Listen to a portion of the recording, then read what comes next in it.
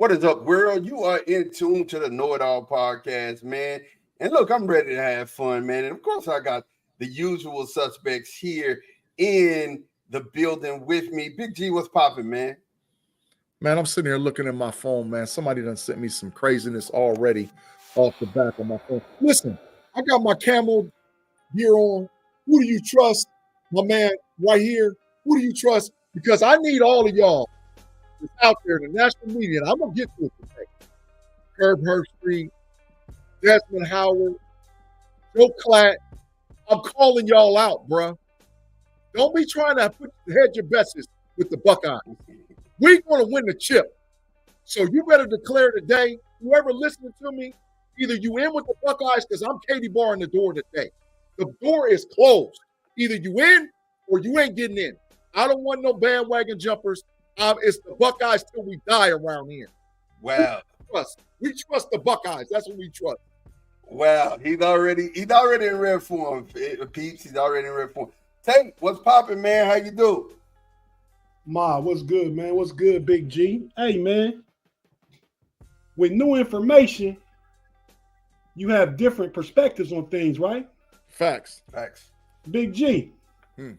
It's been said on the Homies podcast, and maybe this one, that you running from Tim Lyons, right? Oh, no.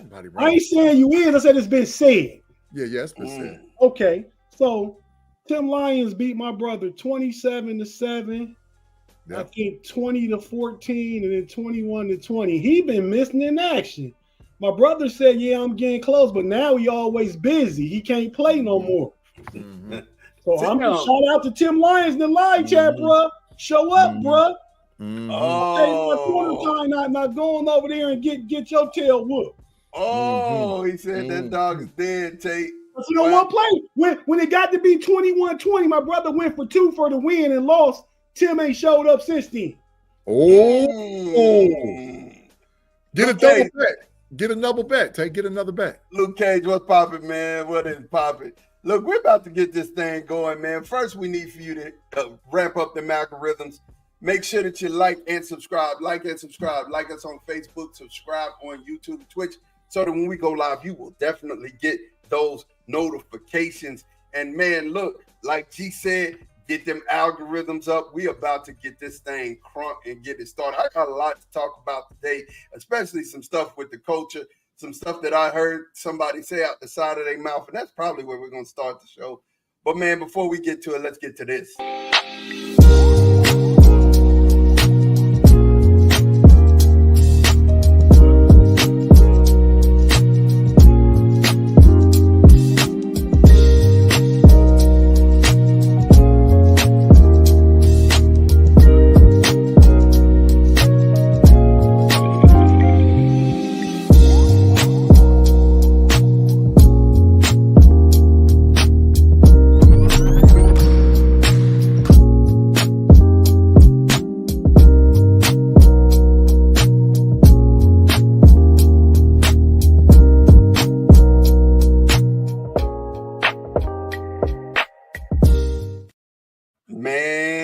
Chat is getting spicy. Hey, you see what I put over there? I said, shots fired. Tate. Tim Lyons talking crazy, bro. He talking crazy. What are you talking about? I don't even know if we can put it up. We might get banned from the FCC. We ain't putting that up, but man, you'll get a chance to check out the chat here, man. But look, we got to start this out right, man. Because listen, the nonsense that I'm hearing and I've been having to defend all week. This show is for the culture. You know what I'm saying? We do it for sports. We do it for the culture. That's what we do, man. You know what I'm saying? But Z, I'm just gonna play the G. I'm just gonna play the tape, and y'all tell me, man. Y'all tell me what y'all think, man. Listen to that. Go ahead. Chris Brown is in fact better than Michael Jackson. What? Wow. Put Tank in the Matrix right now. I don't even want to. Let's start it off right. Let's put him in his appropriate place. Go and put him in the Matrix. Tank, there you go right there. You start right there. That's your starting point. Because you are totally lost. Stop it. Go ahead, Mike. Wow. I messed up. What you think about this? Michael Jackson? No, Chris Brown is better than Michael Jackson, bro. Like, help me with this. Not even a chance. I mean, I was listening. It's funny you played that today because I was listening to Tank on with Stephen A. Smith. I don't know when it was, but talking about explaining how LeBron is better than Michael Jordan. And I agree with Tank on what his take on that, what he was talking about. But this one is absolutely asinine. And Tank is right down the street from me in Clinton, Maryland. We all in the DMV. So if I see Tank out here in these streets, Big G, what you gonna do? I ain't gonna try and box Tank or nothing, man. I'm an old man. He old too, though. He probably in better shape than me. But still, man, I'm gonna like Tank. You done lost your mind. That's right. You lost your mind, Tank. The rabbit, **** mind. He done lost his mind. Ain't too many cats in music that's better than MJ. He numero uno. Yeah. I don't know that there's any. Big G, talk to me about this, man. What? I mean, talk, bro. Like, this is crazy. Talk to me. Dog, Tank is dumpster juice, dog. I'm declaring it right off the back. For him to be in the industry and say Michael Jackson is not number one, he's crazy. It's Mike, period. And then to say that Chris Brown, who is a protege, that's like saying Kobe Bryant better than Michael Jordan. That's blasphemy. That is straight blasphemy. That's a good analogy, G. Yeah, there would be no Kobe without Mike. Just like there would be no Chris Brown without MJ. Get him out of here, bro. So, but here's the thing, though. Here's the thing that got me. After this, they went on to say that Michael and Prince really can't sing.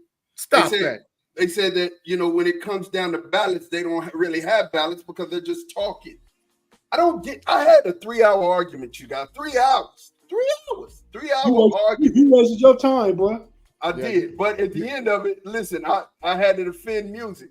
It was just bad. I mean, they were telling me that Gerald Levert and his daddy are real singers.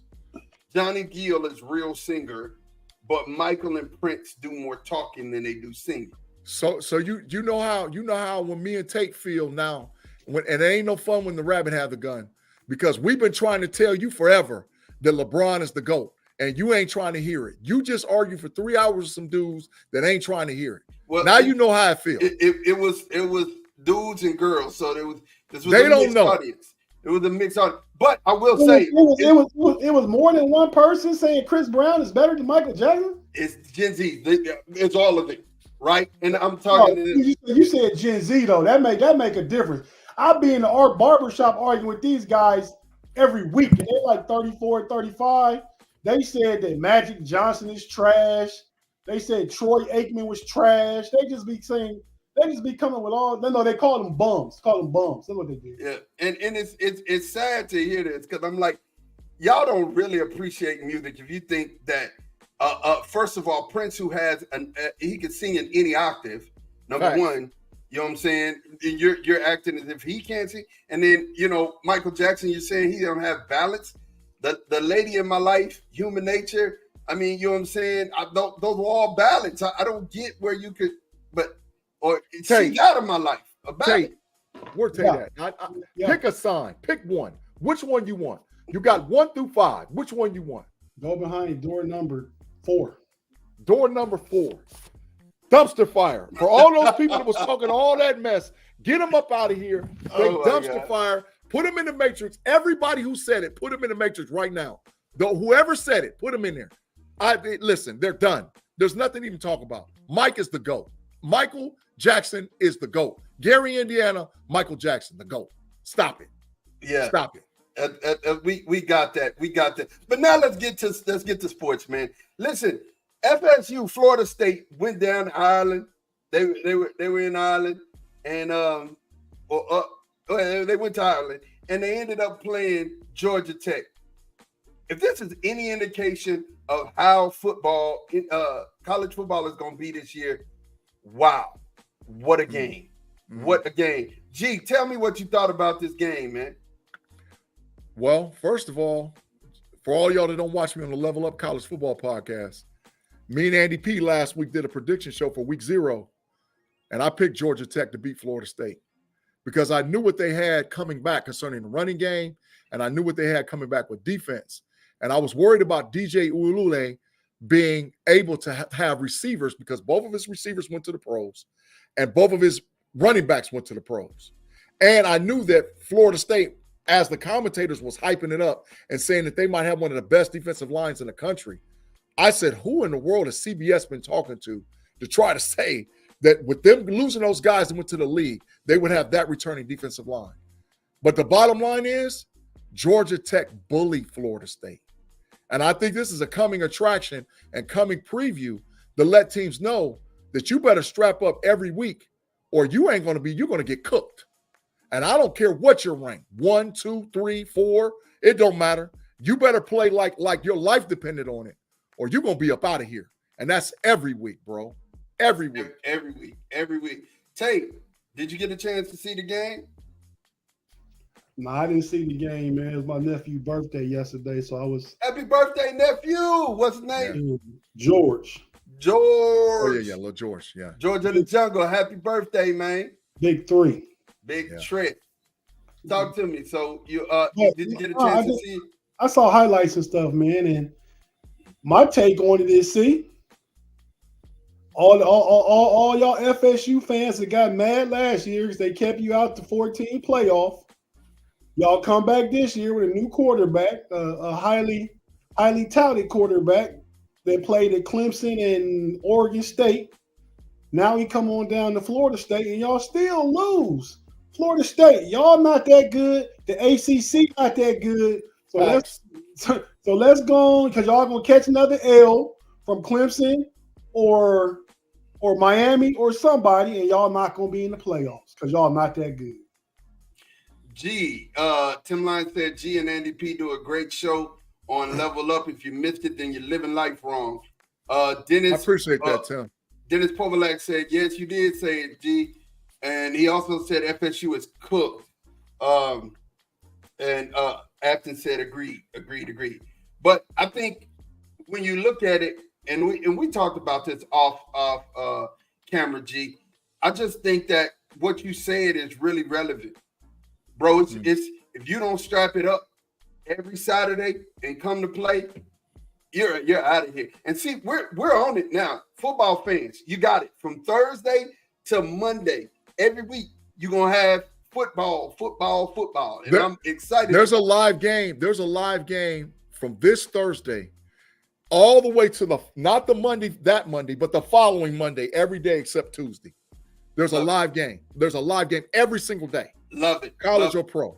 Love it. We're ready. Yeah. It's time. So, hey, can I say this though too? Go ahead. Tate, this goes back to what Tate's saying.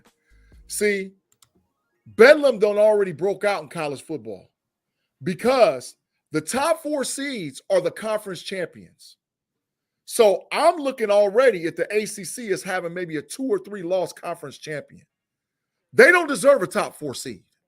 They don't deserve it. Not if you have 2 SEC teams and 2 Big Ten teams that got 1 loss. There's your top 4.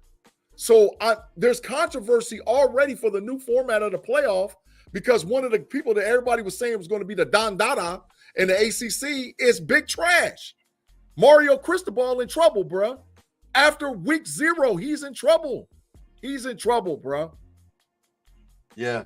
So moving right along, and we go ahead. He coached Miami, right? Cristobal. No, he's the coach of the Hurricane. I mean, the Florida States. He left Miami to go to Florida State. Well, I named the wrong coach then. No, Mario Cristobal is the Florida State's coach. Nah, the coach that left Memphis a few years ago is Florida State coach. Let me make sure. Yeah, no, I'm almost positive that it's Cristobal in Miami. But anyway, right. Yes, Mike Norvell's. I'm sorry, I named the wrong guy. Yeah. Mario Cristobal is with Miami. Mike Norvell is in trouble. He cooked. He better get it together or he's up out of here. Yeah, Damien said FSU is in trouble for making the playoffs already. 1 loss in the conference. They have Clemson, Notre Dame, Florida, and Miami. Yes, absolutely. And NC State. I already said they're not making the 12. But now that I see Damon in the live chat, Damon, get with Tim Lyons in the live chat, man, because he bumping them chops.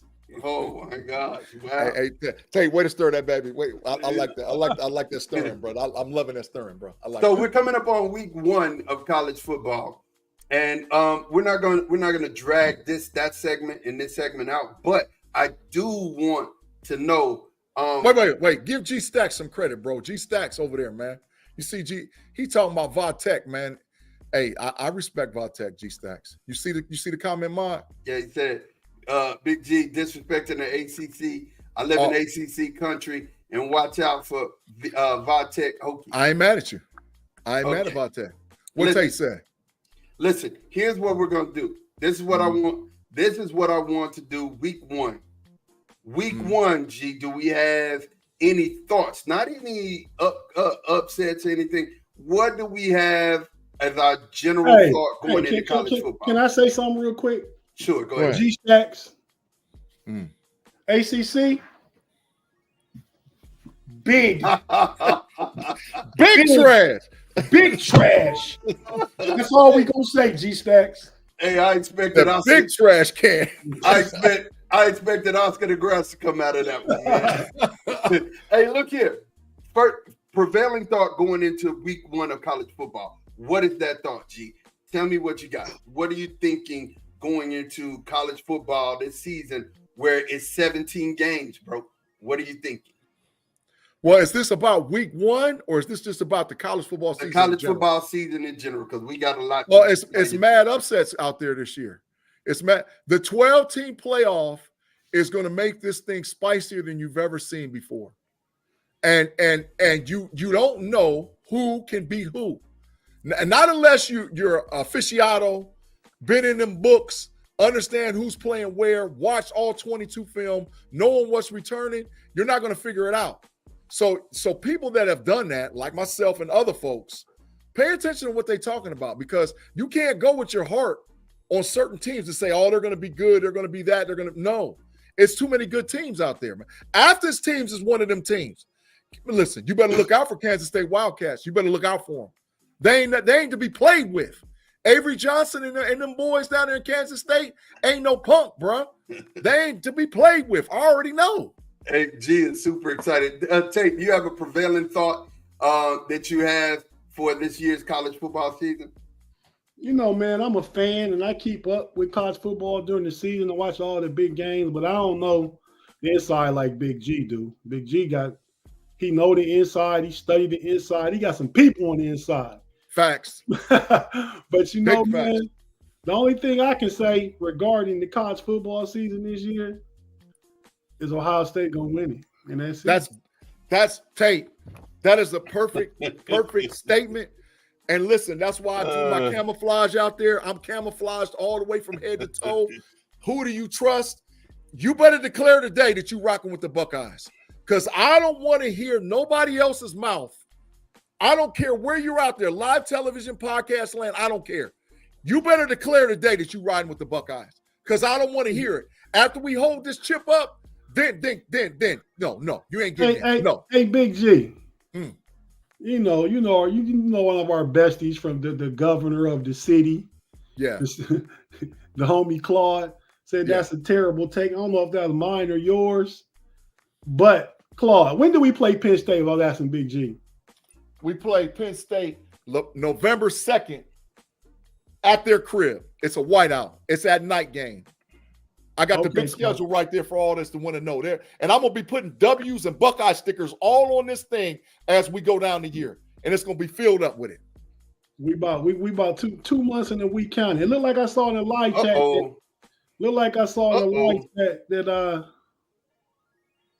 So Damon Tate said, some of y'all on record saying that Oregon will win the Big Ten. Desmond Howard said that. Herb Hershey did too. So did Herb Hershey did too. Rob Lightfoot said, y'all better get ready to take notice of Lenore Sellers and He's my a dog. Gamecocks. He's a dog. Lenore Sellers, wide receiver at South Carolina University, and that quarterback they got, Lenore Sellers is the quarterback. The wide receiver they got is all world. He's bigger than DK Metcalf and run a 10-1. And he had like 60-some catches last year. He's a dog. Claude Bishop said, about your Ohio State takes. That's one of your many terrible takes. Bet an hour corner time right now. The Buckeyes beat Penn State. Better right. Since you want to talk, Claude, bet an hour corner time. And you got to come on the show and stand in the corner the whole time. And every time we ask you a question, you got to say, I'm only the king of the Matrix. I bet an hour corner time right now. Since you want to talk all that yet, bet it. Bet it. An hour. We're going to pummel y'all. All right, Big G, turn back, look at your schedule. We know Ohio State play Oregon. Ohio State play Oregon 10-12. 10-12. And that's a night game at 7:30. And a blackout for Oregon. Okay, so we no, he said the terrible takes was McCormick over Daniels. No, McCormick is better than Daniels. Daniels is garbage, but we ain't even talking Steelers yet. It said Claude's been promoted to the governor of the Matrix. Yeah, he want to talk that yak about Penn State. Bring it. Yeah, because now we're gonna blow you out.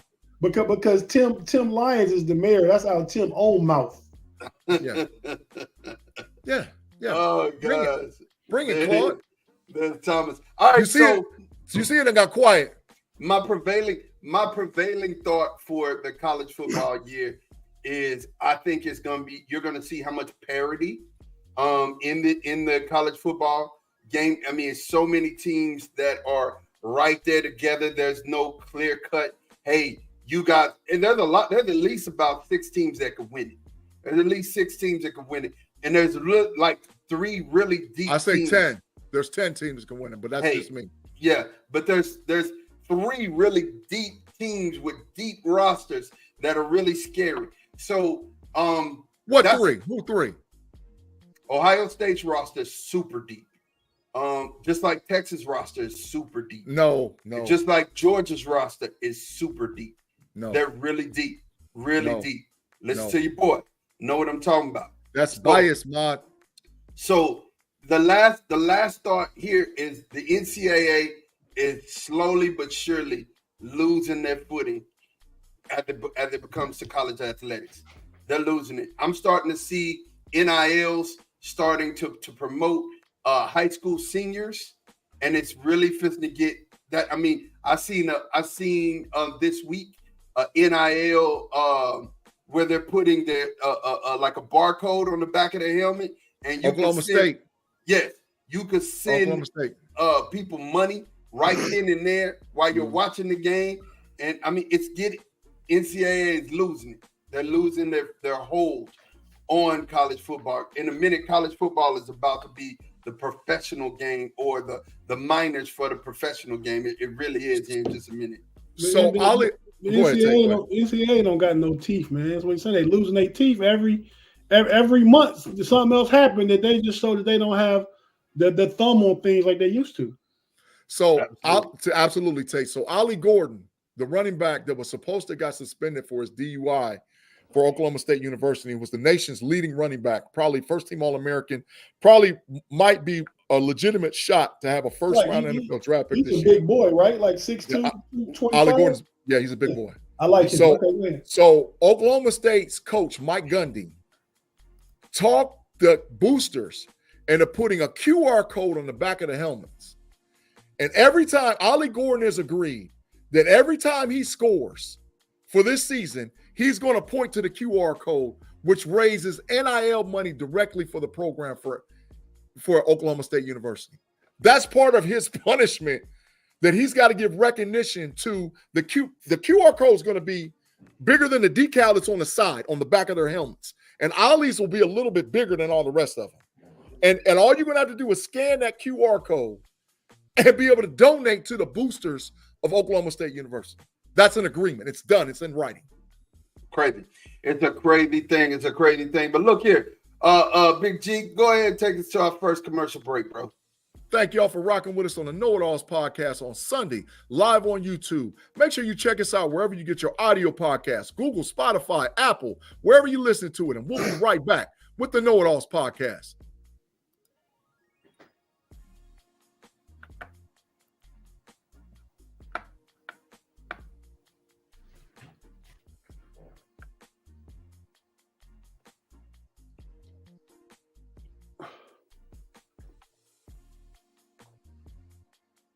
And we're back, you guys, man. Look, we have now got to the end of preseason NFL football, right?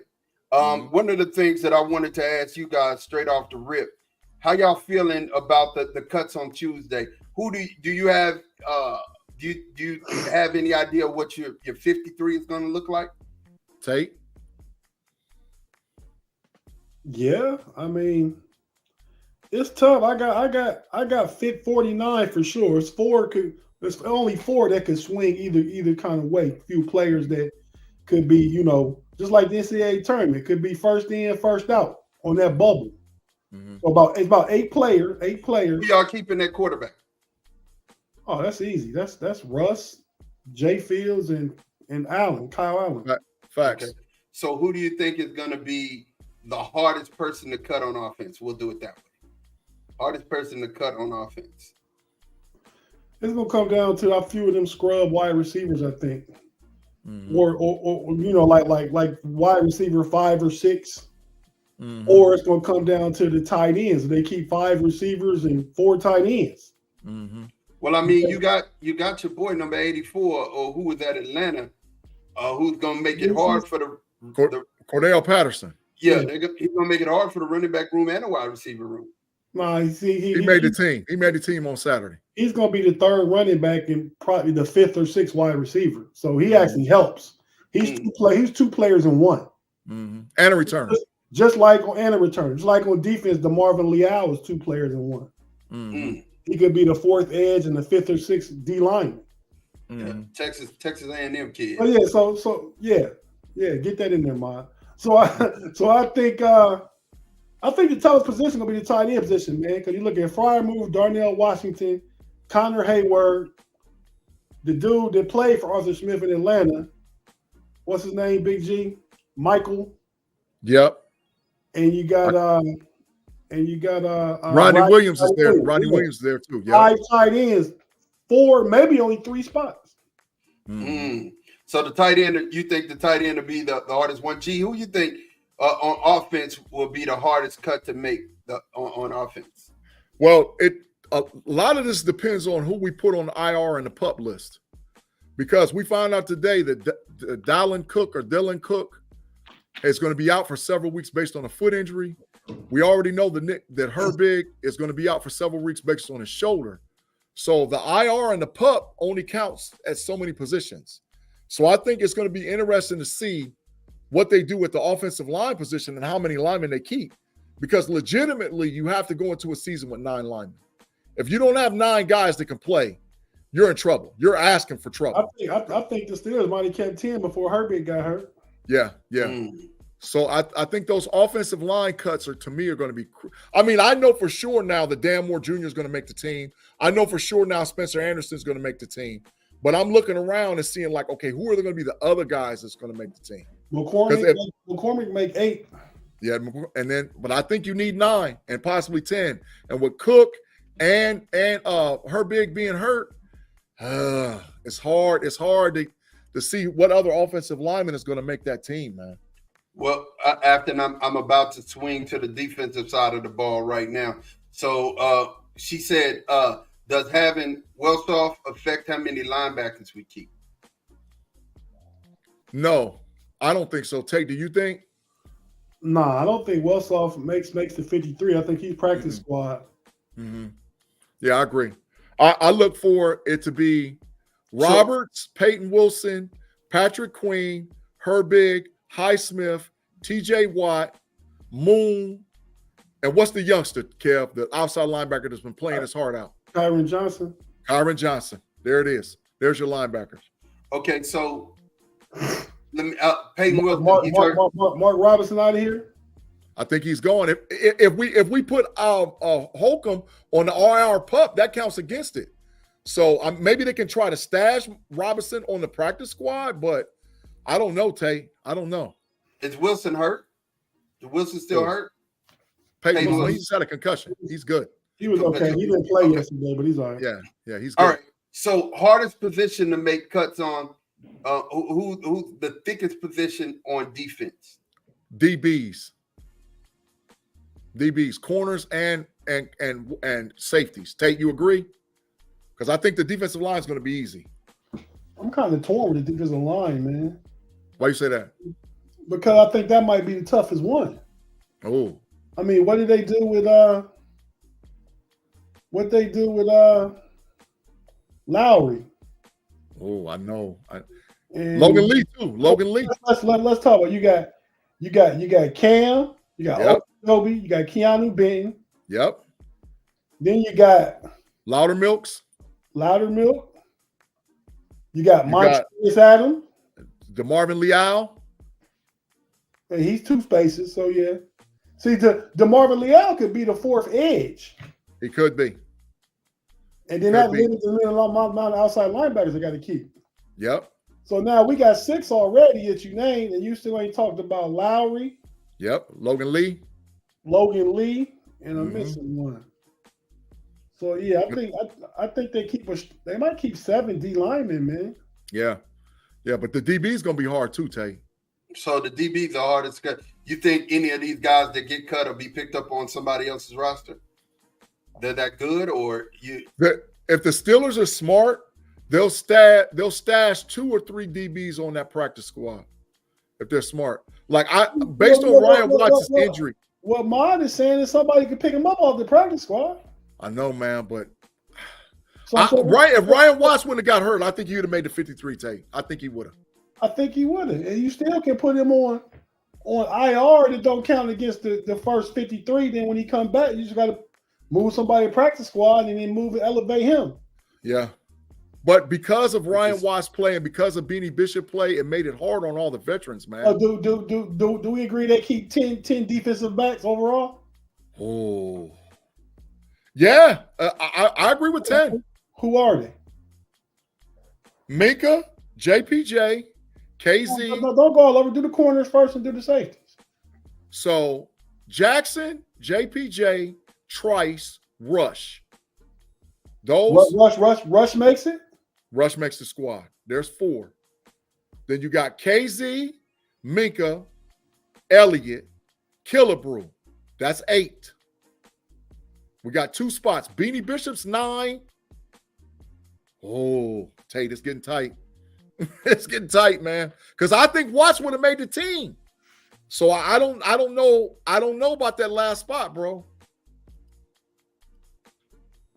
I don't disagree. I mean, Killebrew is useless in the secondary, but he's special teams captain. Yeah, he's the captain. He's going to make the squad. You got Minka Elliott, and you got KZ. Safeties, the safeties that will play. Yep. Oh, then you still got Cam Sutton. Yeah, but he don't count until he come get back from suspension. Right. Yeah, I don't know, man. I don't know. That's a hard 10. That's a tough 7 up front. I don't know. It is. It is, man. It is. Oh, yeah. I listed Corey Trice. Yeah, Corey Trice making the squad. Ain't no ifs, ands, buts about it. Oh, and to answer one of the guys' the questions earlier, he just had a stinger in his shoulder. He's fine. Corey Trice going to start next year. They're going to let Jackson go. Jackson on a 1-year contract. I can see that happening. Jackson gone. He make about $11 million. James Daniel will be gone next year. I'm talking about guys under contract is going to be gone. Yep. And they're going to plug in McCormick and Trice and save some money that way. Yep. Maybe Herbig too. And I still think overall, Justin Fields will be the quarterback of the Pittsburgh Steelers will be going into the 2025 season. Well, Tomlin said he making his decision Friday or this week. I actually watched the press conference. On the starter this year. I said going into next year. Oh, yeah. Rob Lightfoot said Rush ain't – Rob, Rush going to make the squad, dog. What is you talking about? There's a world I can see Rush not making it. That's what I was thinking, too. That would be the bananas. He's good on special teams. He hasn't been that good in coverage so far. I don't know, man. I mean, if he's one of the gunners, he stays. Yeah, I think he's a gunner, especially with Watt not being able to play. He's got it because Watts would have been a gunner. Watt ain't gonna be playing. And a surprise make I got too is Dez Fitzpatrick in the receiving room. Oh yeah, because of special teams. Yeah, because of special teams. Yeah, I ain't mad at that. Special teams. Yeah, I can see that. So Yeah, y'all got your 53-man roster down to a T. I like it. Who gets the game ball for you guys in the preseason? Who do you think like jumped off? Who jumped off the page where you're like, oh, I'm excited about this guy? That's easy. I got a corner time bet with Big G.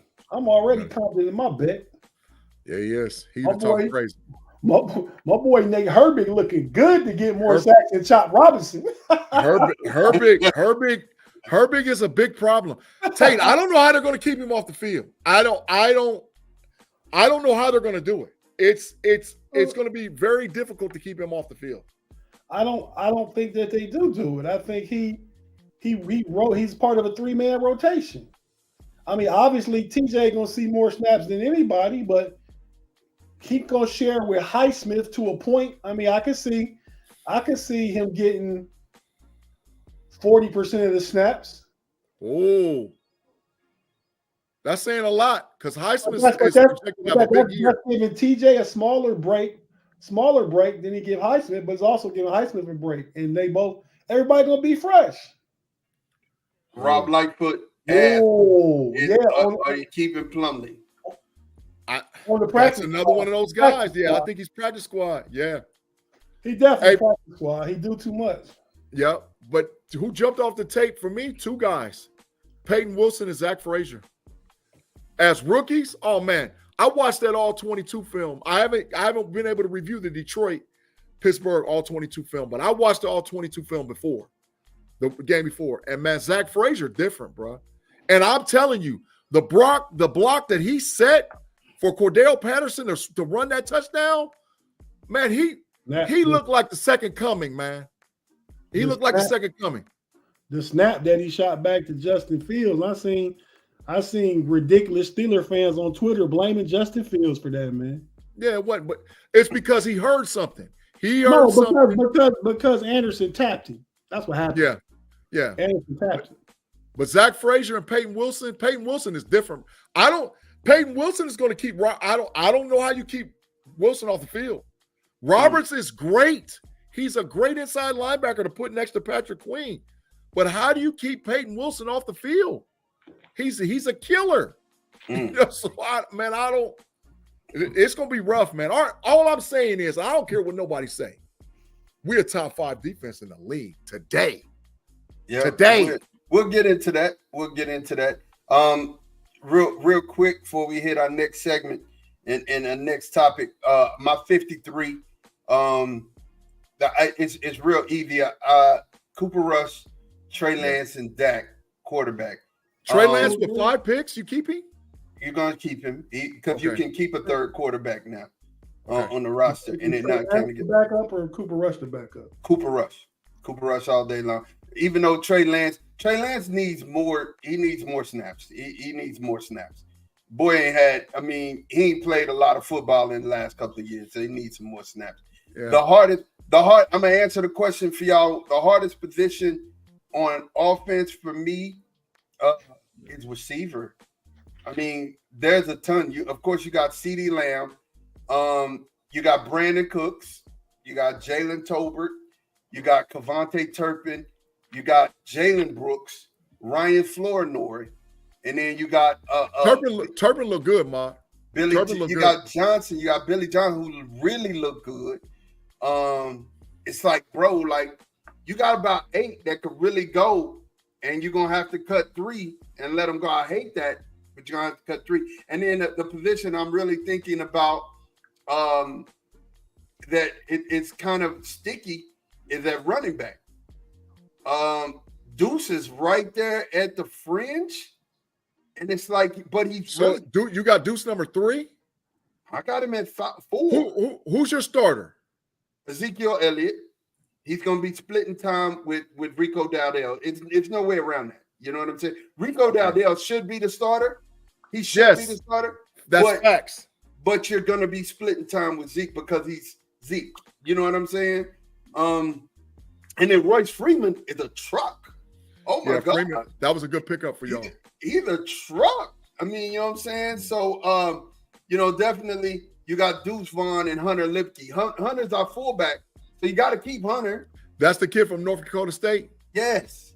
So yeah, he's nice too. You got to keep him. But Deuce has been running, bro. Deuce has been running. Like I said, it's a hard cut. And I think somebody's going to the practice team, but I think Deuce makes it because of the returning, his return ability. He can return. Let's just tell the truth. Deuce makes it because his daddy's the coach. Nah, he can really. I mean, Deuce can ball. Deuce dad is the coach, brother. Some politicking going on behind the scenes, man. We know how football go. Deuce dad doesn't talk about, listen, man, what you need? What you need? My son on the squad, dog. My son on the squad. Rob, yes. Cooper Beebe is gonna be our starting center. He better. Shout out to Afton. Cooper Beebe is starting, and so is Guyton. Guyton is gonna start on at tackle on the right side, and then you're gonna have Tyler Smith on the right side as a guard, and you have Zach on the left guard. Time out. Tate. Mm-hmm. Look what Lamar Thomas said in the live chat. What do you say? There to go right there. Look at that. Y'all ranked 21st in total defense last year. They'll be top 5 defense. There's nothing. But what we was 6 in scoring defense though. That's what really mattered. 6 in scoring defense. I care about any yards. Don't mean nothing to me. If they drive down the field, you home to a field goal. You got a good defense. You're right. What's up, JC? That's for the Brownies. Tate, that's for the Brownies, Mod. That's for the Brownies. Yeah, he said Steelers D is top 5, 8 this year. But look, so like I said, on offense, that's the position I think is really hard for me. The wide receiver room and the running back room on what we're gonna do. Defensively, you know what? There's another good tight. I gotta say this, there's a good tight end that is gonna be dropped. We're either gonna drop Peyton Hendershot or we're gonna drop Stevens. And either one of them is going to be a good pick. Ain't no way in the world y'all going to drop Stevens, man. We shouldn't. We shouldn't drop listen, Stevens. If y'all drop Stevens, even though our tight end room is loaded, Pittsburgh need to be on the horn to get that boy. Hey, Stevens is a dog. Stevens is a dog. I'll watch him play. I'm taking Ferguson in the fantasy draft. I'm just dropping that in there. Yeah. Hey, Jake is going to have a heck of a year. You taking Jake Ferguson, Tate, late? I'm putting some seeds out there. Did you get the email today, Big G? Oh yeah, I already signed in. I gave you a screenshot. I showed you what league you put. Hey man, you send so many texts, man. I don't look at your screenshots and all that stuff, man. That's big trash, Tate. You send too much. Trash. You send too much junk mail throughout the day. That's big trash. He really does, you guys. You don't. Y'all have That's any trash. idea. I mean, and they're books. All of them are novels. You know what I'm saying? You got to read them in novels. That's garbage. So defensive line, of course, usual suspects. No surprise here. Micah Parsons, Osa, Jordan Phillips, DeMarcus Lawrence, Marshawn Nealon, Carl Lawson, who we just picked up, Molly Smith. Y'all got Carl Lawson from the Jets? Yeah. We just picked Carl Lawson. They had to go get him when Sam Williams got hurt. They went and got him. Yeah, Williams gone for the season. Yeah, he's gone for the season. And then Linval Joseph, who we just picked up. He's gonna make the 53. That's an out front 7. Yeah, and then the running backs, Eric Kendricks, Damone Clark, DeMarvion Overshawn, and Marison Leofow. I think Leofow's really going to be good this year. I think, and I'll talk about that here in a minute. Cornerback, this is the room on defense that I'm sad that we're going to lose somebody. Josh Butler's probably going to be on somebody else's roster. He's really good. Just put him on. Who was number 41? That's Booth. Booth starting. No, Kalen Carson's going to start since 41 is Kalen Carson in 41. Yeah, Kalen Carson's going to start in Deron Bland's place. You guys, we lost Deron Bland for 6 to 8 weeks. He had stress fracture in his foot. I can't replace an All-Pro, but I mean, hey, I like what Carson has showed me. You can't replace a lucky season, though. I don't think it was lucky, dog. He done did it twice in a row, man. Twice in a row. So, I mean, he'll be back when it matters. Outside of this question to you, Mod. Outside of Deion Sanders, who the best cornerback ever played for Dallas Cowboys? Everson that ain't even no question. Never. Everson Walls to me. Never. To me too. I like Everson Woodson. Walls. Now he was the safety. He was a safety, man. Okay, well, I'm wrong then, because Darren Woodson was a dog. And you said it with so much passion. Darren Woodson was a dog. He's in that circle, bro. Yeah, definitely. So again, is Everson Walls a Hall of Famer? Go ahead, Ma. No, he's not. He's not, and that's sad. He probably Kellen Carson, they call it seatbelt, man, and he does the thing. But CJ Goodwin and Deron Bland are on IR, so those will be the ones that won't count against us. But I'm just saying we're going to lose at least 2 or 3 good cornerbacks. And then, of course, Malik Hooker, Donovan Wilson, Marquise Bell, Israel Mukuamu, and Wanye Thomas. We got a strong safety room. Malik a dog. Yeah, and I just ain't saying that because he's a Buckeye. Malik's actually nice. No, he's nice. He's nice. So, hey, Matt, I got a question. Uh-huh. Y'all going to start 2 rookie offensive linemen, just like we're going to start 2 rookie offensive line. Yeah, we're going to start Troy Fautanu and Zach Frazier. Y'all going to start BB and our friend to the show, big boy that played tackle, Tyler Guyton. Mm-hmm. So it's a lot going on for us, because to start 2 rookie offensive linemen is puts a lot of pressure on your offense to have to do what they do, unless the rookies are dogs. And I think both for Dallas and Pittsburgh, I think they don't. Bruh, I'm just gonna tell you, Afton knows what I'm about to say. Cooper Beebe is a dog. Oh, I wanted him. He is, but our tackle is a higher draft pick, and our center is a higher draft pick. They are. I'm just saying. I got faith in both of them. I got faith in Cooper. I got faith in Guyton. I got faith in the guys that y'all start. I think y'all running game is going to be at least a whole yard better than it was last year. If not, Tate called it already. Tate, how many yards you said Najee going to average this year, Tate? He's going to average 4.5 a carry this year. Oh. How many Look out. Look out. 4.1. Look out. Oh, he'll get that. I think, and the fact that Jaylen Warren is out for the first 3 games. Najee's gonna have the game book. 1. I game thought he 1 was he'll out be 3 back. games. No, game 1. You don't got to rush him back. You don't need him until you come home to the Chargers. Yeah. But hey, man, Everson Walls, Super Bowl champion, 3 first-team All-Pros, 4 Pro Bowls, 3 times led the league in interceptions. And 57 interceptions, career interceptions. How is he not in the Hall of Fame? I don't know how. That's he's big. in the ring of That's big honor. trash to the Hall of Fame. The Hall of Fame, I'm calling you trash on that. That's garbage. He's in the ring of honor, but he ain't in the Hall of Fame. And I mean, Everson Walls was one of my favorites growing up. I mean, one of my favorites. I mean, Deron Bland just beat his record this year. I mean, you know what I'm saying? I mean, that stood for forever. Deion was there and it's still in heaven, but it is what it is. Deron Bland not gonna have 57 career interceptions. No way. I don't know, man. He ain't gonna get close. I don't know. I don't know that I can say that. No way. He took 6 to the house last year. Bro, he ain't getting 57. That's why I called it a lucky season. He's just in the right place, played some bad quarterbacks. Hell, I remember him. Who was the quarterback? Oh, Zach Wilson, big trash. Yeah. Against the Jets. Did he take 2 to the house in that one? Zach Wilson. 2. He only took 1 to the house. Okay. Zach Wilson's the Denver Broncos need to put his stuff in a black garbage bag right now and set it by the door and by the gate and take his key code because he should not be in the NFL playing quarterback. Well, he's not starting. Bo Nix is making that start. You know what I'm saying? He shouldn't be the backup. He shouldn't be the backup to the backup. I think. Well, he's Stidham's backup. I think Stidham's the backup to Bo Nix. I think. Tate, right now he got in 2 years he has 14 interceptions. He did this his 3rd year. This is 3rd year. Oh, he out there killing them lightweight. I'm gonna tell you how many interceptions Everson Wall had his first 2 years. Go ahead. Yeah. So, all right, we're just as we're wrapping this up, man. I just want to say, I'm looking forward to the player that impressed me the most in this camp is Marist. Marist is an animal from Notre Dame.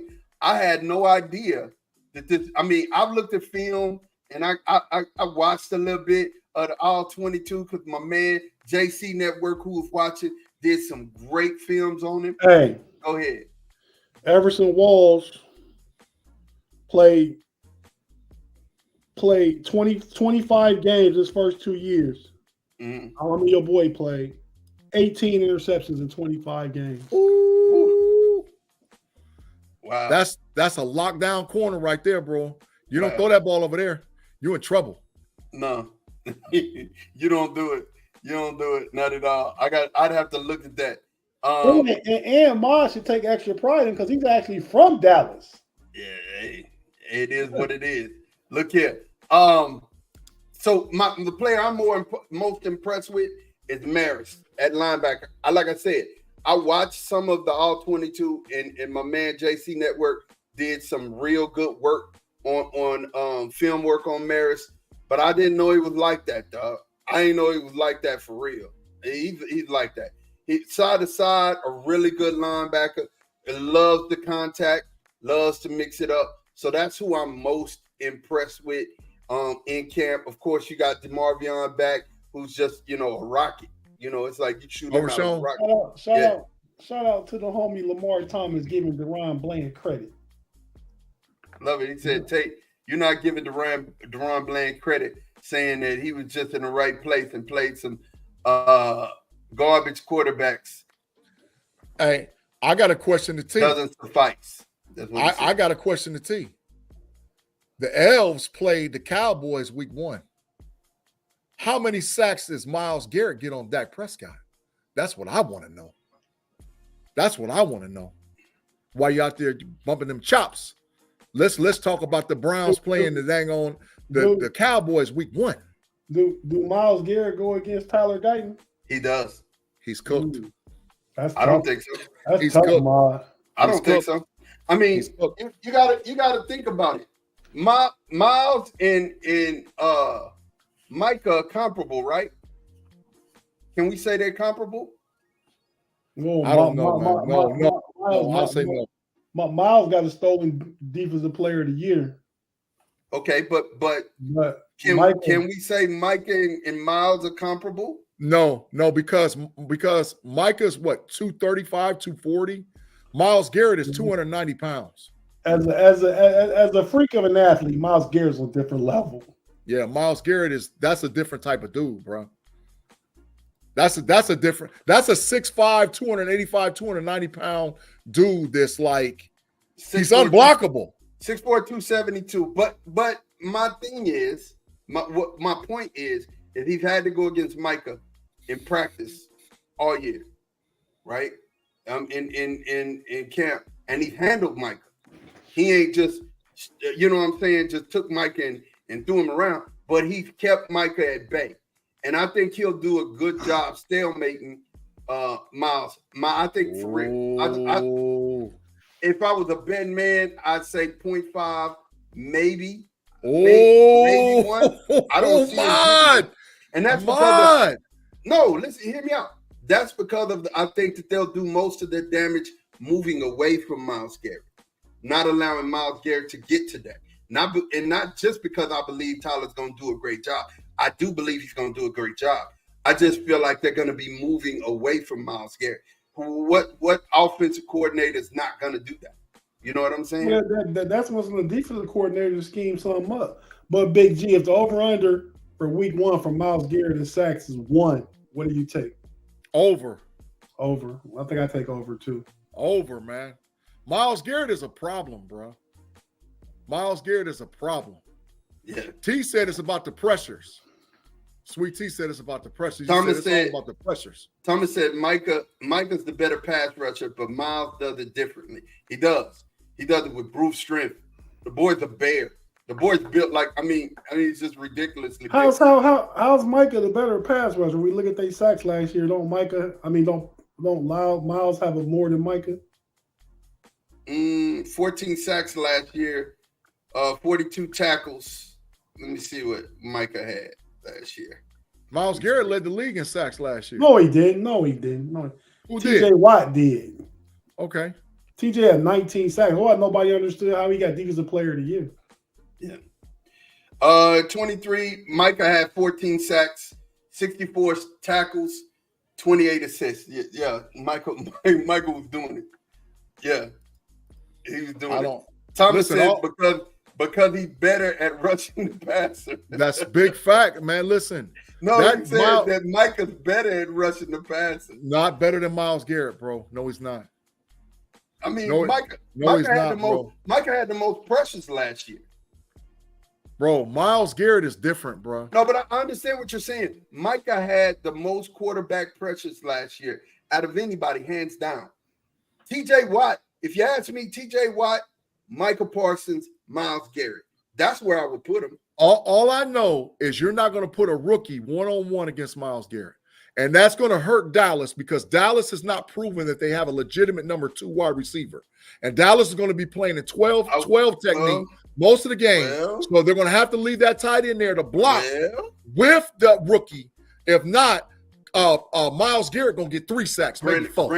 Brandon Cooks is a proven receiver in this league. Bro, Brandon Cooks, this is second year in the Dallas offense. I think if they play in 12, which they should be probably 60% of the snaps, and they don't leave that second tight end in there, and they let Guyton go one-on-one with Myles Garrett, bro, that boy gonna get 3 or 4 sacks week 1. No. I'm telling you right now, bet corner time. No. Bet it. No. He's not gonna have 3, 4 sacks. I bet the corner time. Tyler, I'm telling you listen, right now. when it's all said and done, that sounds like an easy bet. Get that corner time. Yeah, I'm gonna bet the corner time. It's bet already. But I'm telling you, when it comes down to it, not just because Tyler's from Austin, I know his people. I'm just fixing to tell you, watching him in camp, handling Micah, he's gonna be all right. Before it's all over and said and done, he'll wear a gold jacket. To me, that say more about Micah than it do Tyler. That Micah just either coasting through practice or he ain't as all world we think he is.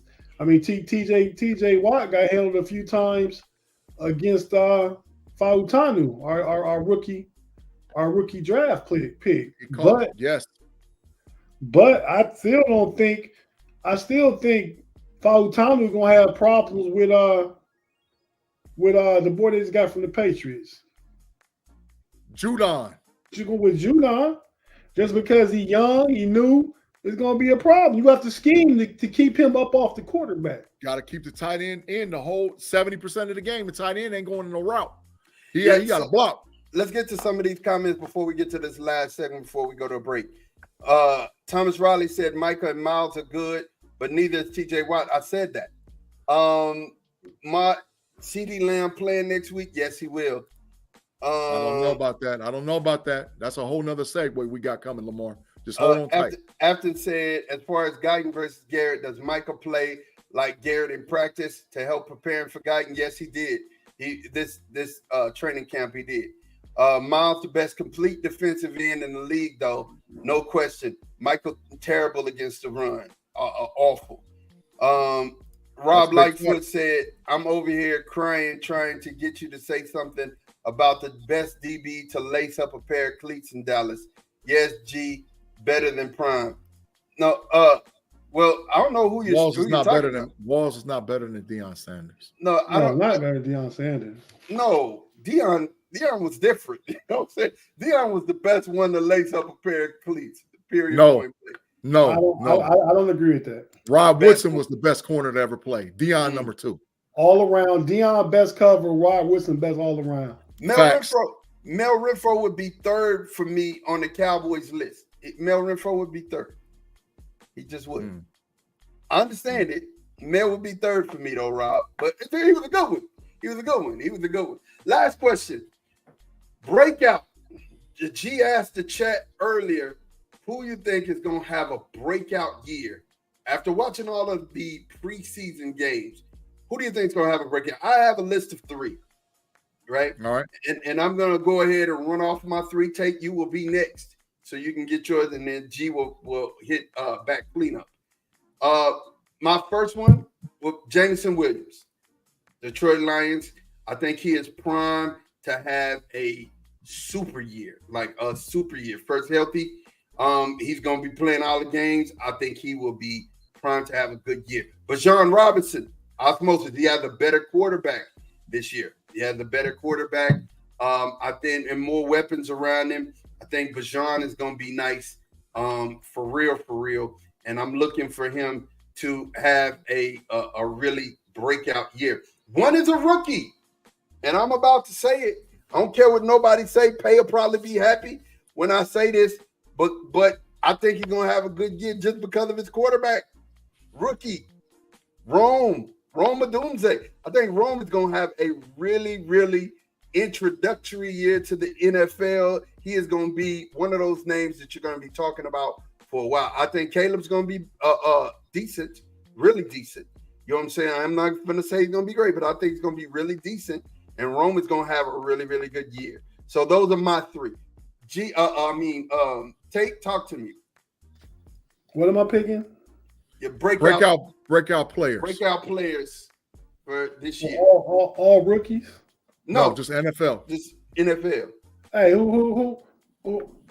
If I told you to put in order the amount of interceptions between Everson Walls, Deion Sanders, and Rod Woodson, what order would it go? Rod Woodson, Everson Walls, Deion Sanders. Big G?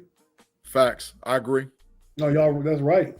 Mm-hmm. Everson Walls got more interceptions than Deion Sanders. He do? Yeah. And he's not in the hall. I don't understand it. I don't understand it. It doesn't make sense. Somebody don't like it. Rod Woodson got 71 of them things, though. Dog, great. The GOAT, the GOAT, bro. And I think one of the reasons why is the man played safety and corner.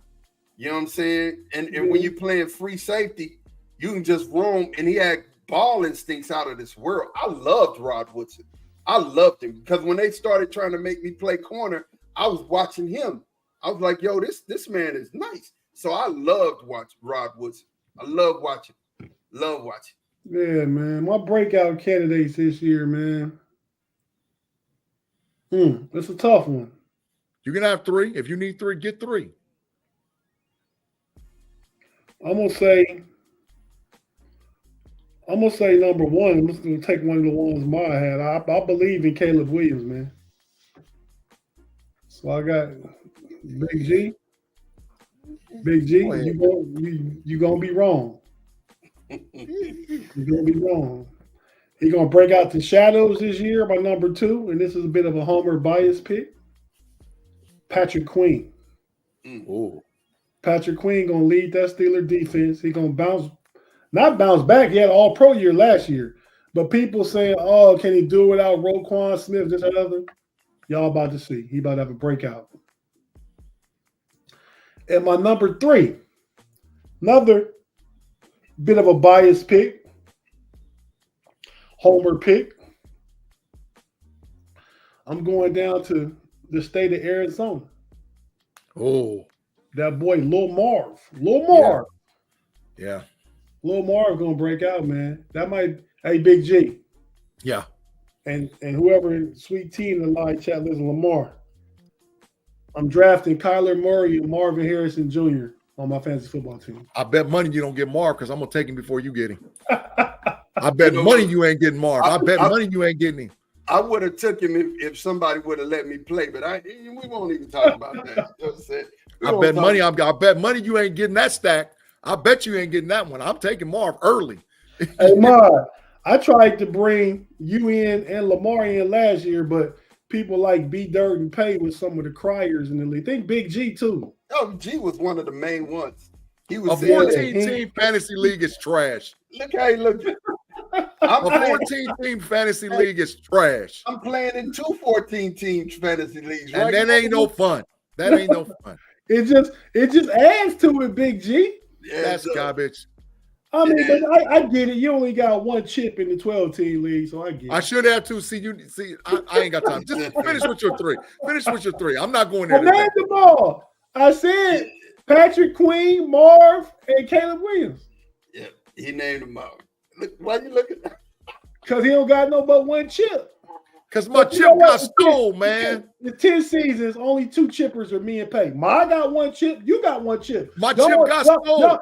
Y'all as brothers can put them together. Then y'all got 2. Tate, did my chip get stole? I don't know if it got stole. Listen, for everybody listening to us, this is what happened. I was down 24 points. The guy I played the championship game had no guys left.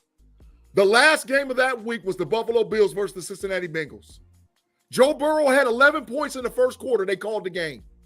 They waited 7 days to decide on whether or not they was going to count those fantasy points and if they was going to give us another opportunity to get some points.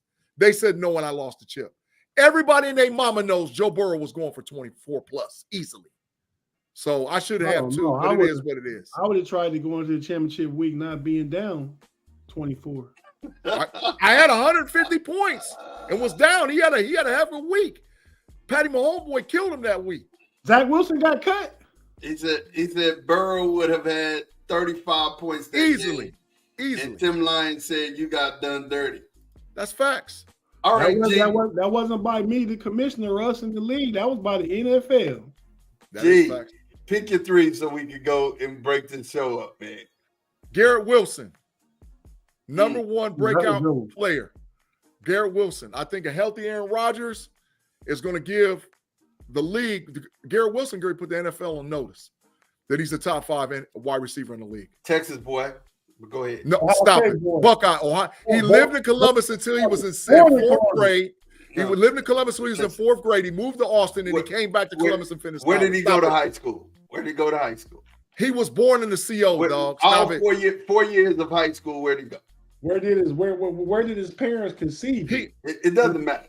And his dad was probably drinking that old water that we drink up here. Big made him a dog. I got it. So second best player. Garrett Wilson, second best player. Jaden Daniels, rookie quarterback, Washington Commanders. Jaden different, y'all. Jaden has, I'm not going to say he has Lamar Jackson escapability, but he's something like that. But he's pinpoint accurate with that football, bro. He's CJ Stroudish. He can drop a dime. Wherever he needs to drop a dime, he can do it. And my third guy, Jackson Smith-Njigba, wide receiver, Seattle Seahawks. Jackson's definitely done passed the guy from Notre Dame, Lockett, at number 2. And DK better watch himself because he might become expendable. Lockett ain't from Notre Dame. Lockett went to Kansas State. Well, he about to be number 3. Because Jackson Smith-Njigba number 2, and DK better watch himself because he might be cooked. They might trade him. You better be out there on thin ice, bro. They ain't going for all that in the culture. I love a DK and George Pickens combo. So come on, trade him. I'll trade a first rounder right now for DK. Wow. But right now, right now. Gee, I ain't never met so many people who are just so careless with draft. You are just so careless with draft picks. For DK Metcalf, I trade a first rounder right now. I'm not waiting. Let's go. Give up the first rounder. DK, let's go. I think we put too much credence in first round draft picks. I mean, it's a lottery ticket. And if you got a higher pick, then the better your lottery ticket. But if you trading a pick that's like 20, 21, 22, and you traded for DK Metcalf, that's a good trade. That's a great trade. Today. Trade it. A great trade, but a high first round, no. And you're right, lottery ticket. After said JSN is one of those different guys. He really is different. He really is different. Now you can claim him, Ma. He's from Texas. Yeah, he is from Texas. High school. He's a Buckeye, though. He's a Buckeye. I mean, there's a lot of Buckeyes that were from Texas. David Boston. It is what it is. I mean, Texas. David Boston was a college beast. J.K. Dobbins. But look, let me tell you about David Boston. He was a beast in college, right? You know when his career turned around? When he got shook up by that boy from Ohio that played for Michigan. Seabiscuit. He was never the same after that. Sandusky, the only defensive Heisman Trophy winner ever from the OHIO. Seabiscuit from the Fremont Raw. A dog. A dog. That was the dog. I mean, he's one of the greatest to play his position. And he played corner and safety. He did. So, G, take us to our break. We going to take us into part 2, bro. We just doing extra ad. We're not doing. Just take us into the break. Got it. Thanks again for rocking with us. We'll be right back after you get a quick commercial break live on YouTube with the KnoItAllz podcast. And wherever you get your audio podcast, be it Google, Spotify, Apple, make sure you come on back and rock with the KnoItAllz on this next segue in the podcast.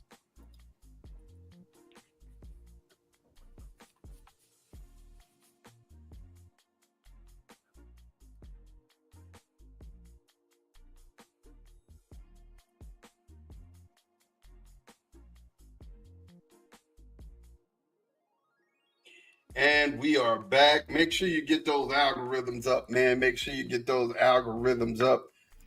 After said, does anyone have an informed opinion on Christian Gonzalez this preseason? Did Christian even play? He got hurt early, like the first 6 games or something like that. Right. I don't know that he even played. He's a beast. I think he's gonna be better. I think they're gonna put him in better positions now that they got Gerard Mayo, the coach, Bill Belichick, was kind of stuck in his old ways. So I think we're going to see. I think the Patriots going to be trash. Their defense is going to be all right. Yeah, they're going to move Gonzalez around from corner to slot corner to out wide side corner. He'll move, and he might travel. He might travel with the opposing team's best WR. He might, because he's definitely their best DB. All right, Big G. I definitely got to say some stuff here real quick before we jump into our next segment. You had said which was the best college game on the homies overtime. You know what I'm saying? And week 1, Week 1? No, or you best said game period. Best college football game y'all ever watched. You know what I'm saying? Mm-hmm. And I was like, yo, you left out the Michigan-Texas game. That game was Braylon Edwards. Peter brought it up. Oh, Braylon Edwards acted a donkey that game. If it wasn't for the triple OG, we'd have lost that game. Breeder brought it up. It was top 5. It was top 5. Yeah, man, that was a game. And look, who's the triple OG? Vince Young. Okay. Yeah, I ran out of the house when Phil Dawson made the kick. Or was it Phil Dawson or was it Tucker? Justin Tucker. It was Justin Tucker. It was Justin Tucker. We had some great kickers in Texas. Justin Tucker, Phil Dawson, Dicker the kicker. I mean, for real, man, it's like, bro, I ran out the house. I remember that. I got the police called. I got the police called on me for the USC Texas game because I was being so loud. Well, I mean, you're a Texas, so of course you're going to have a Texas team as one of the greatest games, of course. Yeah, but there's been outstanding college football games. Yeah, period. Definitely. All right, so we're gonna get to it, man. So there were NFL holdouts, and we want to talk about those. But I think the bigger thing is injuries. Injuries going into the season already are coming about. Who's got the biggest one? Who do you think is the one that's going to hurt their team the most? Oh, it's hard to say, man. It's hard to say because I'm going to be honest. Pittsburgh is hurting if Warren is not going to play to maybe week 3 or week 4. I'm not saying he's a game changer. I'm not saying he's a game changer, but listen, we need that guy. That guy is needed. You got to smash and dash. I get that. But I'm going to tell you something. Najee behind an offensive line that actually opens holes, y'all going to be all right. Yeah. I think so too. I think running back is one of the – I mean, we do need them eventually, but running back is one of the more easier positions to plug and play and get over. I can't think of anybody that got a starting quarterback hurt this preseason. Maybe this is the first time ever, Tate. I can't remember going into a season where a starting quarterback wasn't down. I can't remember one. Every year there's always been somebody who didn't play. I think Deshaun Watson going to be back on time for Cleveland. Yep. Rodgers is back. So if I was just saying a player,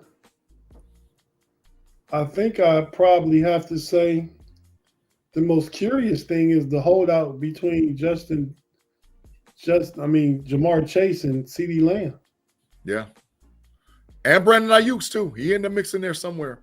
San Francisco need him. Yeah, Brandon Ayuk's. Which one of them receivers is going to cost his team 1, 2, or 3 games? Ayuk. I don't know. I think Ayuk is more important to what San Francisco does, because Debo is good. I mean, he's a swift arm. No, Ma, that's bias. That's bias. You got Ma, that's bias. If CeeDee Lamb don't play, you got Kittle. Yeah, it's definitely CeeDee Lamb. If CeeDee Lamb don't play, y'all season over. If CeeDee Lamb don't play, that's big trouble. Yeah, y'all season is over. It's huge trouble. It's huge trouble. Big trouble. It's huge trouble. I guess I'm not even thinking about it because I do know that he's going to sign. So I'm not really even thinking about it. So you don't know that. You don't know that, Mom. You're right. You don't if know CD that. doesn't play, that's the season for us. You're right. Don't nobody know what none of these 3 dudes we just named. Nobody knows what Jamar Chase is going to do. Nobody knows what CD is going to do. And nobody knows what Ayuk's going to do. First of all, like I said, I keep telling you, CD has said that he was going to play game 1 regardless, right? He said he's playing. The thing of it is that and down here, and you keep hearing the same thing. They just are not agreeing on years. But the contract's fit to get done. And once CD's contract falls, oh my God, they're gonna break the bank with Jamar Chase. Jamar Chase they're gonna break the bank. They're gonna break it over. Jamar Chase already trying to break the bank. Yeah. And Jamar Chase practiced today, unlike them other 2 guys. He did practice today. Jamar Chase put on the uniform and actually ran out on the field with the Bengals. CD ain't ran out on the field. Brandon Ayuk ain't ran out on the field yet. And it's T-minus and counting. Ayuk traveled with the team yesterday, though. He ain't put a uniform on and played a practice snap yet. Brandon Ayuk ain't did nothing. Jamar Chase asked for 4-year, $160 million. Correct. He want $40 million a year. Top dog. Give me my bread. Yes. And I think that's what Lamb's waiting on. If I had to set a precedence, I think the CD is waiting to see what Jamar gets. Because CD's because whether we like it or not, whether you're a Cowboy hater or not, or the truth about the Cowboys, CeeDee Lamb had more productivity than any other wide receiver in the NFL last season. He was the #1 ball-dominant wide receiver in the entire NFL. Touches, possessions, throws towards him, he was numero uno, right? So in his mind, I deserve more than Justin Jefferson. I deserve more than Jamar Chase. And I think that plays into a big reason why he hasn't signed. It's the years. It's the years, G. It's the years. He doesn't want to sign any right now. Any player doesn't want to sign over 3 years. Dallas wants him to sign and take 4 years, right? They want to take 4 years. Or actually, they want him to take 5, but they're meeting at 4, and it's around 33 is what he's going to end up getting. $33 million a year. I believe that these guys wait to see what the other guys are doing, and it plays a big part in it. Because you got to remember, and we said this on the Homies podcast on Friday. For all y'all that didn't listen to it, make sure you swing back around and listen to the Homies Overtime podcast from this last Friday. The statement was made that NFL players are working themselves out of contracts. We've already seen this happen with the running back room. Tate, me, Pay, B-Dirt, we all stated that it's probably WR room is the next one because wide receivers is coming to the NFL ready to start day 1 and wreak havoc in the league. So these guys might not get another contract. So I'm telling you, that's why I think they're waiting on the bank. And they're playing chicken. All 3 of them are playing chicken with their organizations. They're going to see because you can't tell me CeeDee Lamb's not looking in Cincinnati, Ohio, not looking out in San Francisco and saying, listen, bro, I'm the #1 production guy. Give me my bread. And that's going to play a factor in it. If Jamar gets $40 million, all bets are off for CD's contract. If Jamar gets $40 million. That's where I got a problem with. CeeDee Lamb is a top 5 wide receiver in the NFL right now, but he's not #1. Facts. You can argue Jamar Chase is better than Justin Jefferson. Facts. Justin Jefferson to put up numbers, but when they went to LSU, Jamar Chase was the man. Justin Jefferson was a second receiver. Mm-hmm. You know? So I see Jamar Chase asking for a little bit more than Justin Jefferson, but he asked for too much. That $40 million too much. But he gonna get it though. Joe Burrow is boy, Tate. You already know he gonna get that bread. He gonna get that bread. Yeah, I agree. I agree with Tate, and then a part of me says, hey, look,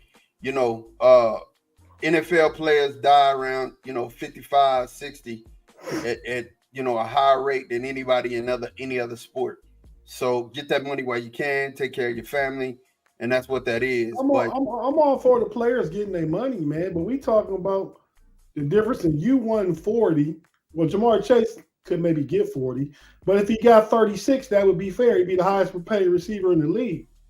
He's trying to shatter the market. See what I mean? CeeDee Lamb should come in somewhere around 33. Yeah. He's like top 5. Yeah, I agree. Damian Tate said Jones is trying to clear the contract so he can sell the team. I don't know. I ain't mad at him. I don't know if he would sell. I would want him to sell. That would be something great in his life. Man, you got pretty penny to get them Cowboys. Yeah, he just bought Windstar in Oklahoma. I don't think he wants.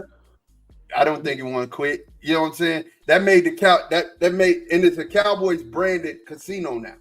So that just took the brand up another billion. You know what I'm saying?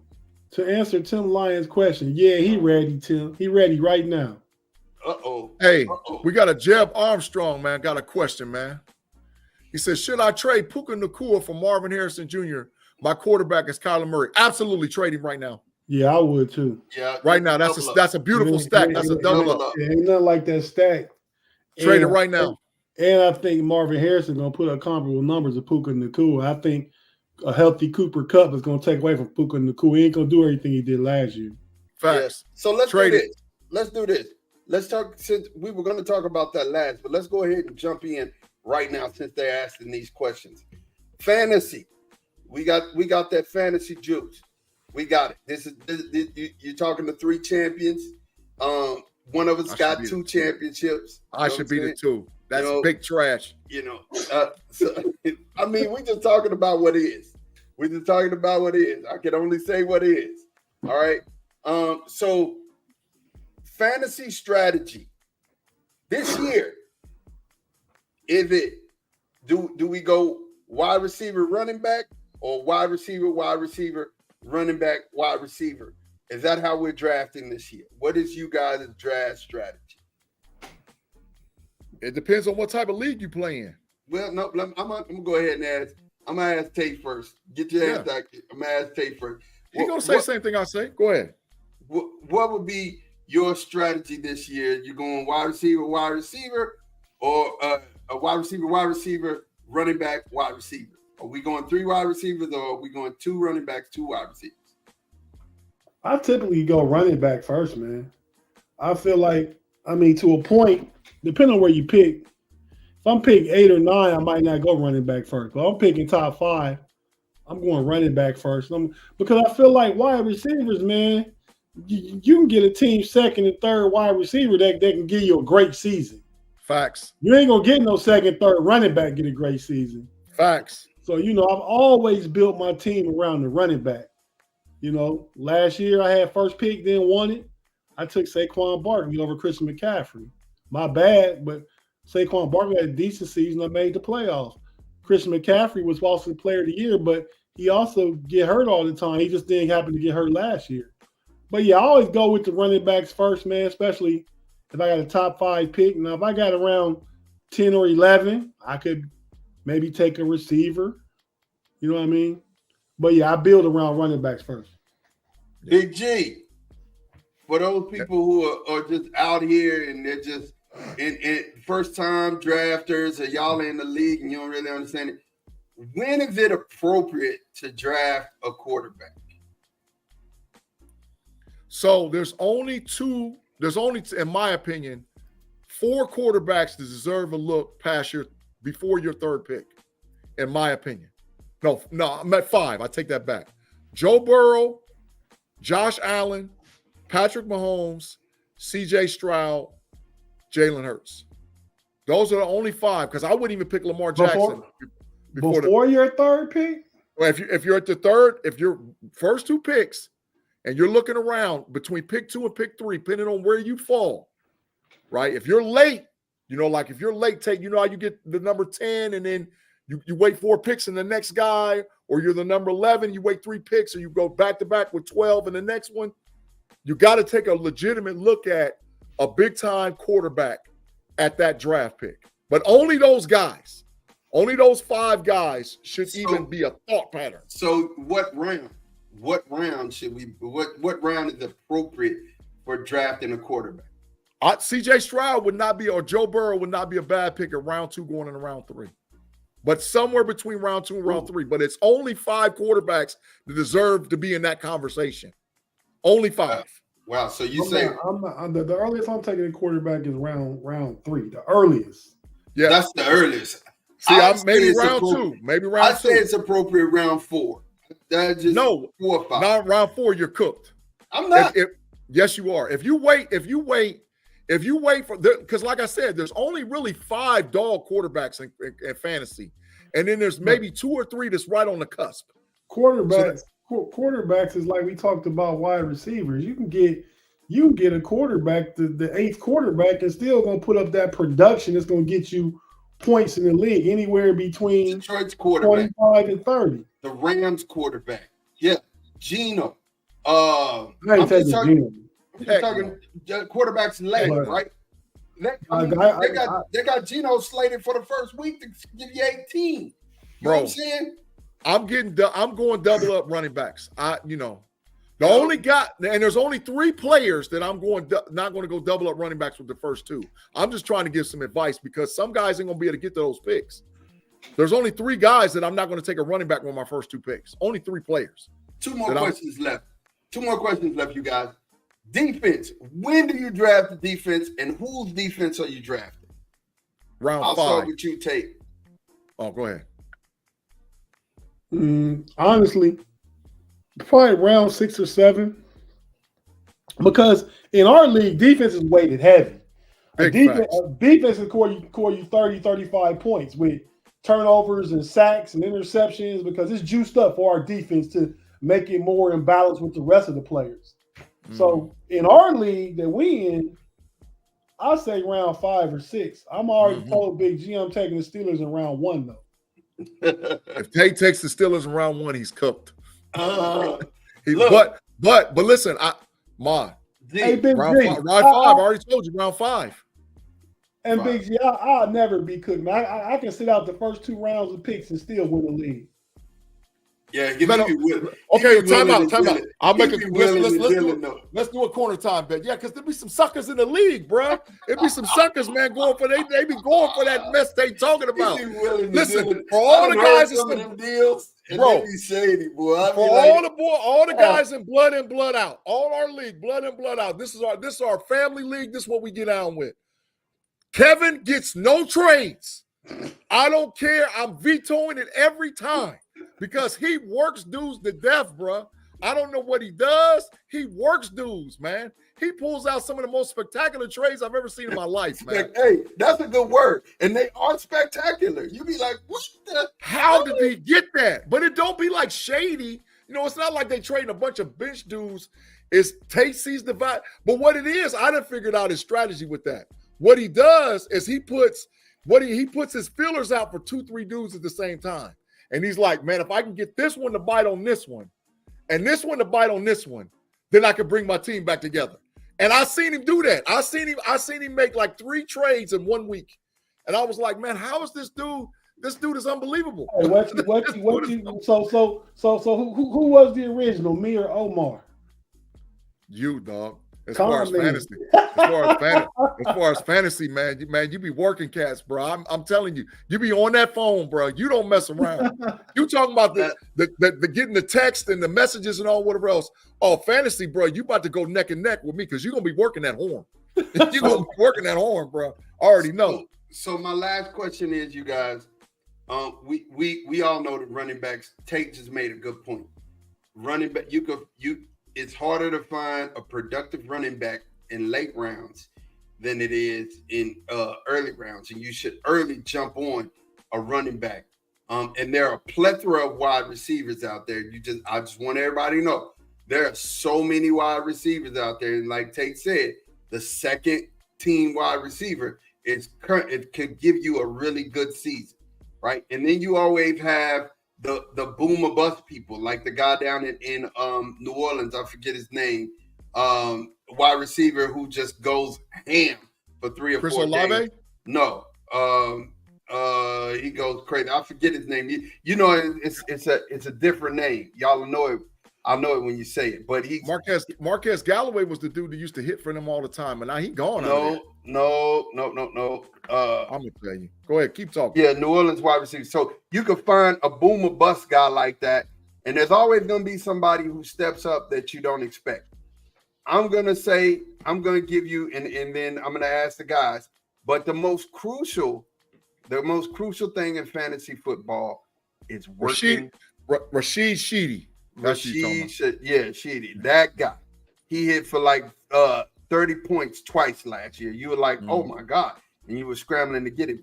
But the most important element to fantasy football, team management and managing the wire. Finding out who's out there, watching every game, looking through the stat lines, seeing who's hitting big consistently, and working that thing. Because your original team ain't going to be your end team. And if your original team is your end team, I guarantee you're not winning. So I gotta miss something live on air. That's the most important thing to me. And G, you can have the floor.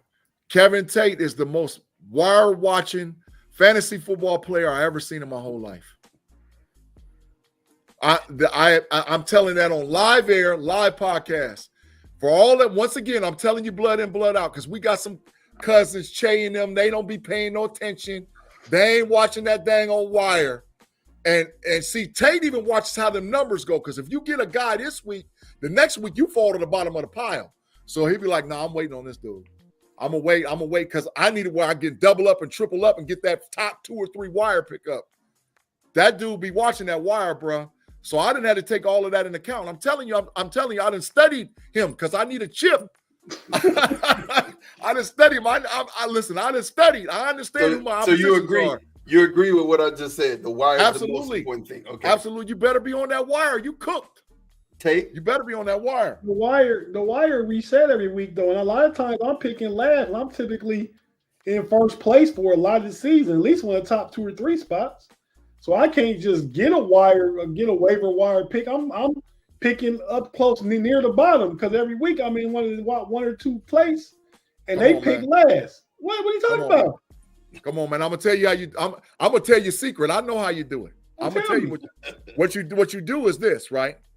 You wait until dudes start getting hurt, and so when guys get hurt, they got to go pick up a guy because a lot of guys don't know how to set the depth. Because if you go back and look at the last 8 or 9 years as far as fantasy football, as far as me and you, our rosters are built very similarly because we understand what it means by have depth of position. But we play with a lot of guys that be rocking with one quarterback, be rocking with one tight end, be rocking with one defense, and something happened, and then they got to go get it. They got to go get a guy, and that's when you strike. I know, bro. I be paying attention. I know. I go with one quarterback most of the time because you can only put one in the game. What I want to do on my bench for I can't never use. Now, if my quarterback get hurt, I could be in trouble. I got to go dig deep. I might have to go. That's when I might pick up Geno Smith. That's, hey, listen, I'm going to give you some fantasy outlook out there. Your bench better be right in fantasy football because if you ain't got no bench, you cooked. You better have some bench. And you know me, I hoard running backs. You better have some bench. Your bench better be right. The dudes on my bench last year was like Aaron Jones. Dogs. I had King Henry. He was on my bench at one time. Well, yeah. Dogs. Saquon, Aaron Jones, King Henry. I had like 5 number 1 running backs at one time. Yeah, your bench better be right. You cooked. Your bench better be right. Your bench better be right. Your bench better be right. So yeah, that's it on that, man. You guys, I'm going with one quarterback and one tight end because I'm not playing no tight end in the flex. When it's time for that my tight end to have a bye, I got to hit that waiver wire. I take whoever the best I can get, and then the next week I'm back with my starter. But I'm not wasting extra bench spots with a tight end or with a quarterback. That's wasted. See, he been to the dojo. He understands how to play fantasy football. Thomas said bench has to be right. But don't draft backups that aren't better than a guy you could grab off the wire. Absolutely. I agree with that. Absolutely. Mm-hmm. Absolutely. I agree. That's facts. That's big facts. Yeah, so that's our fantasy football segment here. And I guess we'll come back to it again weekly to help you guys if y'all have fantasy football questions. Because you're talking to three champs, trying to get it right. And I'm going to tell you something. I'm excited about this year, man. I'm excited about this year, for real. Big G, 76 and 54. You like that? Nope. Why not? Nope. Because we've been playing trash the last month and a half, and we got to get it together. Y'all just 6 and 4. It don't matter. The last month and a half, 50%. we have been playing trash. We was the best team in Major League Baseball by far a month ago. Now the Yankees and the Dodgers is in front of us as far as overall record. So we needed to get it together. We ain't got but about a month left. Let's get it together. Let's get down the stretch. Harper is back in the lineup. Let's do what we need to do for the Philadelphia Phillies. Yeah, so y'all are 76 and 54. The Braves are 70 and 60. The Mets, and that's impressive for my Braves to be 70 and 60 because we've had the injury bug hit us real hard. The Mets are 68-63. The Nationals 59-72. The Brewers are leading the Central at 75 and 55. Cardinals are 65 and 65. Cubs are 65-66. The Reds are 63 and 68. The Dodgers are. I just kept it moving because I know Tate doesn't want to really talk about them. The Dodgers are 78 and 53. The Diamondbacks are 75 and 56. Padres 74-58. And then in the American League, the Yanks are 77 and 54. Orioles still hanging in there, doing real tough. 76 and 55. Red Sox 67-62. The Guardians in the Central are 75 and 55. Twins are 72 and 58. Royals 72 and 58. The White Sox have won 31 games. They got us. They lost 100. Yeah. They lost 100 games. 100 quick. 100. The Stros are back in the league for the American League West at 69-60. The Mariners 66-65. Rangers are 60 and 71.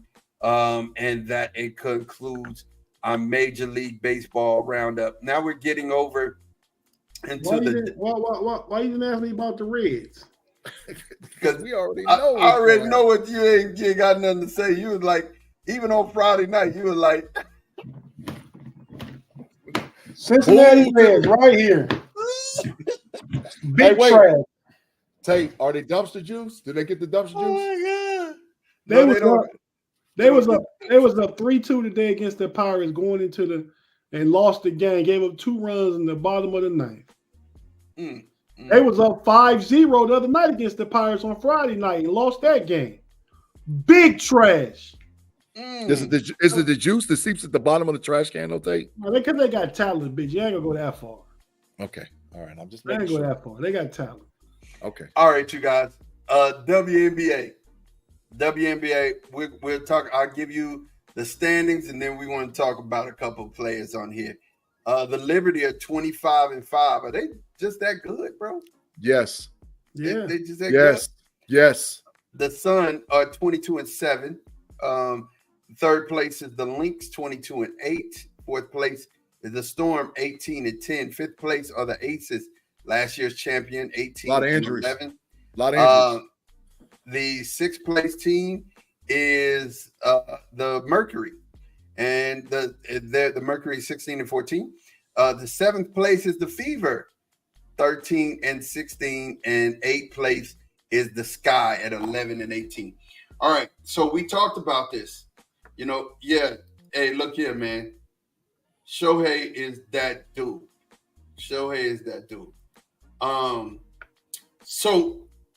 we talked about this. We said who would be the rookie of the year in the WNBA, right? This year we said Angel or Caitlin, right? Mm-hmm.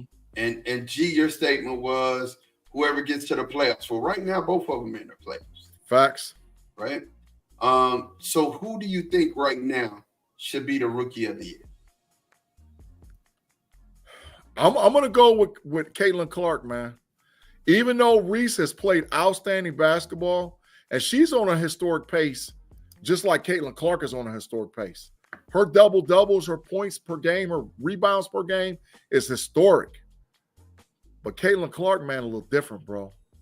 They both are playing outstanding basketball. You better catch them this year. That's all I'm going to say. You better catch the Indiana Fever and you better catch the Chicago Sky this year. Because next year, it's going to be too late. It's going to be too late. I said cash cow at the beginning. Caitlin Clark still leads the WNBA in turnovers. But Caitlin Clark, man, is playing her heart out, bro. She's playing her heart out. And she's getting better. Just like Reese is getting better every week. Yeah. Caitlin Clark, 17.9 points per game, 5.7 rebounds, 8 assists a game, and 1.4 steals. She's doing her thug thizzle. What's Angel Reese, though? Go ahead, but who do you think is going to be while I pull this Angel Reese's stats? I'll say today, they both of them contribute to the viewership going up. Mm-hmm. I know because I looked at it. It was a WNBA game on CBS today. Mm-hmm. Angel Reese and the Chicago Sky versus the Las Vegas Aces. Yep. It was on CBS. Mm-hmm. Midday prime. I mean, no football. CBS don't show baseball, but they didn't latch on to that WNBA, and it's going to be a profit generator. Mm-hmm. You know, Big G was calling Caitlin Clark a cash cow, which I think she is, along with the biggest one, but along with some of the other young women playing basketball. And I think the ratings are going to be up this second half of the season, though, since the women's team won the gold and people looked at that and followed that. Now they coming back. I think the second half of the season, the ratings are going to be up. Mm-hmm. But that being said, I mean, you said 19, 5, and 8. That's written all over it. I mean, Angel Reese averaging a double-double.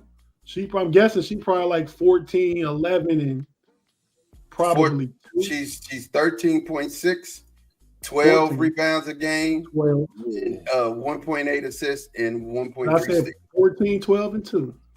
Yeah. But that don't get 19, 5, and 8 though. It don't. It don't. 19, 5, and 8, and you women's basketball's probably top 5 college player ever. Yeah. And to go with that, she even got the viewership up. I mean, let's be honest about it, because she white. She a white girl. Mm-hmm. And they follow her. And she a beast, though. I'm not saying to say she's not a beast.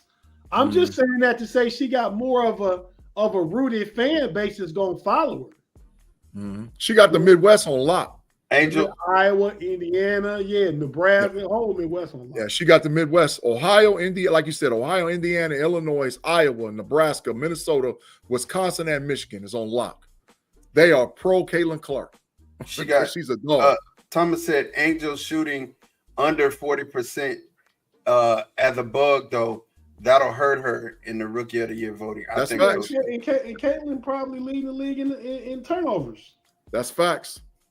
Yeah, she does. She leads by far. It's not even close as far as turnovers. But that splash play, hitting them threes, making full court passes, out there killing them. Yeah, because she opened when she crossed half court. So I'm moving over to Caitlin. Yeah. Rob Lightfoot said Joyce Edwards. That's I know that name. She played in the WNBA. I just can't think of who she played for, but she played in the WNBA. But let's do this. So right now, you're right. I ain't even gonna lie. I need to get 12 rebounds. Oh yeah, she's a top female recruit going to South Carolina. That figures, Rob. Hey, we know. Rob, anything you say about South Carolina, we know they rule women's college basketball. Mm-hmm. We know that. Yeah. Coach Staley is a beast. So here's what big news happened. Maya Moore. They're definitely honoring her and she getting ready to lay it down. And they gave her some Nikes. They honored her. I like the shoes they gave her. They were platinum. Maya Moore, man, you know, she's one of those greats that, you know, Cheryl Swoops, Maya Moore. She's top 10 ever. Yeah. She's top 10 WNBA player ever. Yeah, talk to me about what Maya meant to the game and what she's done for the game since she's been, you know, in the draft in 2011. Talk to me about that. She was part of the transition. You got to remember the WNBA was going to fold. I mean, they wasn't getting ratings. They wasn't getting people to watch it. They wasn't getting people to respond to it. And one of the players that they gravitated towards and uphold the league during their hardest time, the hardest time for the WNBA was like from 2011 to like 2015, 16. That was hard. They was like, the league is done. And Maya Moore was one of the ones that laid it down for the league and was like, listen, we're not going to let this thing fold. We're going to give you outstanding basketball. We're going to give you the community relationships that you need. We're going to do well with the transition of the league going into a more progressive style versus just standstill basketball, moving the ball around the court. Hey, Maya Moore's in my top 10 all time. Tate, you think the same? I definitely think she's in the top 10, but I pulled up the top 10 list. I'm just going to read down the top 10. Y'all tell me when I finish who you don't think belongs and who you think should come out. Mm-hmm. Diana Taurasi. No. Tamika Catchings. No. Cynthia Cooper. No. They all Maya Moore. In. Lisa Leslie. In. Cheryl Swoops. Yeah. In. Lauren Jackson. There's the question mark. Sue Bird. In. Candace Parker. In. And Sylvia Fowles. It's between Lauren Jackson and Sylvia Fowles. Who they coming out for though? Who you putting in? Well, the next after the 10, you got Elena Deladon, Brianna Stewart. I got her in probably. Yeah, she was a dog. Yolanda Griffith. Yeah. Simone Augustus. Oh yeah, dog. She was a dog. Tina Thompson. Dog. Yolanda Houston. Griffith. Dog. Tina Thompson. Dog. Houston Comets. Another Midwester. Katie Smith. Dog. Katie Smith was a dog. Was a dog. A dog. Brittany Griner. Dog. Ooh. I mean, there's some dogs on there, man. Tina Charles. Yes, dog. Lindsay, what is the top 25? Angela McCausry. I don't know. Cappy Poindexter. Dog. Manika Ogwumike. Ain't that the girl sister that do basketball? Yeah. Sisters. Yep. Whole family full of hoopers. Yep. Becky Hammond. Dog. Rebecca Brunson. Last one, 25, is Penny Taylor. Don't know her. Tate, and you know what's crazy about that list? Cheryl Miller never played a game in WNBA. And she the best ever. And she the best. And JaVale McGee's mama never played a game in the WNBA. She's a dog too. Yeah. Dog. They might be top 5 and they never played a game in the WNBA or women's basketball players ever. They played on the same team in college. They was dogs. Yeah. But I probably put in, just off the top of my head, take the 2 out you said, Big G. And I probably put in Tina Thompson. Oh. Tina Thompson was a beast. And I probably put in I said Tina Thompson and number 11. Brianna Stewart. That was my team. Yeah, number 11, Brianna Stewart, man. Put her in there. Yeah, I like it. Won't question it at all. But look, you guys, we are getting ready, man. Do what we do, parting shots. I will say that this is our last long form show. Very last. Football is about to start. Football will start for 2 more Sundays. 2 more Sundays, but next Sunday is a regular Sunday for us. Then the following Sunday, football will be on. You mean NFL football, but my passion, like you said, my aphrodisiac been started. Yeah. It's time to go. It's time to go. College football is here. But it's time to get to what we do best, man, our parting shots. I'm going to start with G, man, because G's been passionate this whole time, and he's been ready to get it in. So we're gonna start with G, man. Give us what you got for a pork chop. First of all, man, prayers up, man, for Ryan Montgomery. The number 2 ranked high school quarterback in the country from Findlay, Ohio, was tragically hurt in his first game this season for the Findlay Trojans. He's a full commit to University of Georgia. Going to take Carson Beck's space, and prayers for his family, the Montgomery family in Findlay. It was a travesty that young man was hurt. But saying all that, ladies and gentlemen, Tavion St. Clair is the best high school football quarterback I've ever seen play in my whole life. I've never seen a kid play quarterback better than Tavion St. Clair, who's from Bellefontaine, Ohio, and the number 1 ranked high school quarterback in the country. I have seen some of the greatest kids play quarterback. I mean, we've had great ones come out of here. Braxton Miller came from here. We've had some dogs, man. But I have never seen a kid play quarterback like Tavion St. Clair. Tavion St. Clair is college ready right now. Like he should, in my opinion, Tavion St. Clair should have classed up. He's really that good. First game out the gate, 295 yards passing, 5 touchdowns, and didn't play in the fourth quarter. He's a monster. 6'5", 235 pounds, 4.4 40-yard dash. For all the Buckeye fans that's out there, I'm going to tell you who he is. Take C.J. Stroud and mix him with Terrell Pryor, and there's Tavion St. Clair. So shout out to Tavion St. Clair, the Bellefontaine Redskins. We're cheering for you guys this year, and I can't wait to get you an Ohio State uniform, man. Great, great high school football player, Tavion St. Clair. And his little brother's a dog, too. He's in 10th grade. He's ranked the number 4 ranked quarterback in the country in 10th grade. So the St. Clairs is producing real dogs. And Thomas said, and he's from Ohio. What are the odds? Hey, I'm allowed to get on my bias train, but Tavion is different, bro. He different. Okay. We ready. Tate, talk to him, man. Give him your I told you so, and give him your part shot for this week. Hey, man. Big G. First, the question to Big G about Tavion St. Clair is, when he coming? Next year. He can leave. He'll be in the spring. He'll be there in the spring. Is he going to start next year? He probably is going to start as Sayin is a dog. Ayers Nolan is a dog, but Tavion a little different, bro. He could start as a true freshman at Ohio State. He's really that good. Okay. Well, what I'm going to say, man, and I told y'all on Wednesday's Pump Your Brakes podcast on Steel Curtain Network. Remember what we told him, Big G? What about Justin? What's the name of the show? Pump Your Brakes.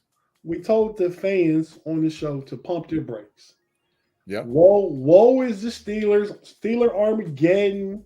Everything's all bad. You know what I mean? And I said on Homies Friday, hey, it'll be okay. It'll be okay. We just need to come out and execute on Saturday. We don't need to win because preseason games are about individual evaluation. Mm-hmm. You're looking at players and what they can do and what they can bring to the overall 53. You're not always looking to win a preseason game. If that had been the starters going from start to finish, well, I can't say that because Detroit didn't play a lot of their stars yesterday. Facts. But I think the Steelers would have won the game. Mm-hmm. But so it'll be okay. Russ is going to be okay. Justin Fields going to be a backup. They're going to have packages for him. I still think the Steelers make a move for another receiver before the season gets started. I'm not saying it's going to be Brandon Ayuk. Oh, I'm saying they make a move for a receiver. And that defense is going to be top 5. I know we talked about earlier. It was said they was number 21 last year, but I said, yeah, check out points given up. That's all that really matters with a defense. I don't care how many yards you give up. It's what you hold that scoreboard to. mm-hmm. Steelers was number 6. So I say all that to say the Steelers is going to be okay. We'll see them going in a few weeks down in the ATL against Raheem Morris, a new coach, a new quarterback with Kirk, a team kind of in the same position that we in, right? Mhm. So I just want y'all to just mellow out a little bit, like Aaron Rodgers would say, RELAX, relax. It'll be okay in Steelerland. And since Big G put some out there with Tavion St. Clair going to Ohio State, I'm telling you what I'm hearing. It's not confirmed yet, but I'm hearing it. A recruit coming to Ohio State. Kyan Anthony. Heard about him. Mellow boy. Heard about him. Is dad? I believe it's down to Syracuse where his dad went, and Ohio State for the two schools he's looking at. So hopefully, Big G, we can get one of the top basketball recruits also. Chips might be headed to Columbus. Chips in different sports. Chips in Columbus. Oh man, y'all are wilding. Listen, thank you for everybody in the live chat. We appreciate you guys for sticking with us. Make sure that you continue to like and subscribe. Like us on Facebook, subscribe on YouTube and Twitch, so that when we go live, you'll definitely get those notifications. Shout out to the whole rest of our team. Our guys. Big G, tell them about our guys, man. Man, of course, we got me, Tate, and Mod on the KnoItAllz podcast, but we got the other members of the KnoItAllz crew. We got B Dirt and Running Through the Jungle podcast that you can check every Wednesday. But make sure you go to Fans First Sports Network, pump your brakes first, and then you can check over there and check Payday out on the Disgruntled Chicago Bears fan and the Bear Club podcast that he's got going on audio and video. Paydirt. Oh yeah, of course. Paydirt with the fantasy football picks, the over-unders, the betting, the gambling. For those people that like that thing, they're part of our squad as well. We got Relly Hall, the young fella. He's doing some amazing things over on TikTok, Twitter, and Twitch with the Cleveland Cavaliers, along with me and Tate Boy Fresh on That's Rather Cavaliers. And make sure you swing back up on Mondays.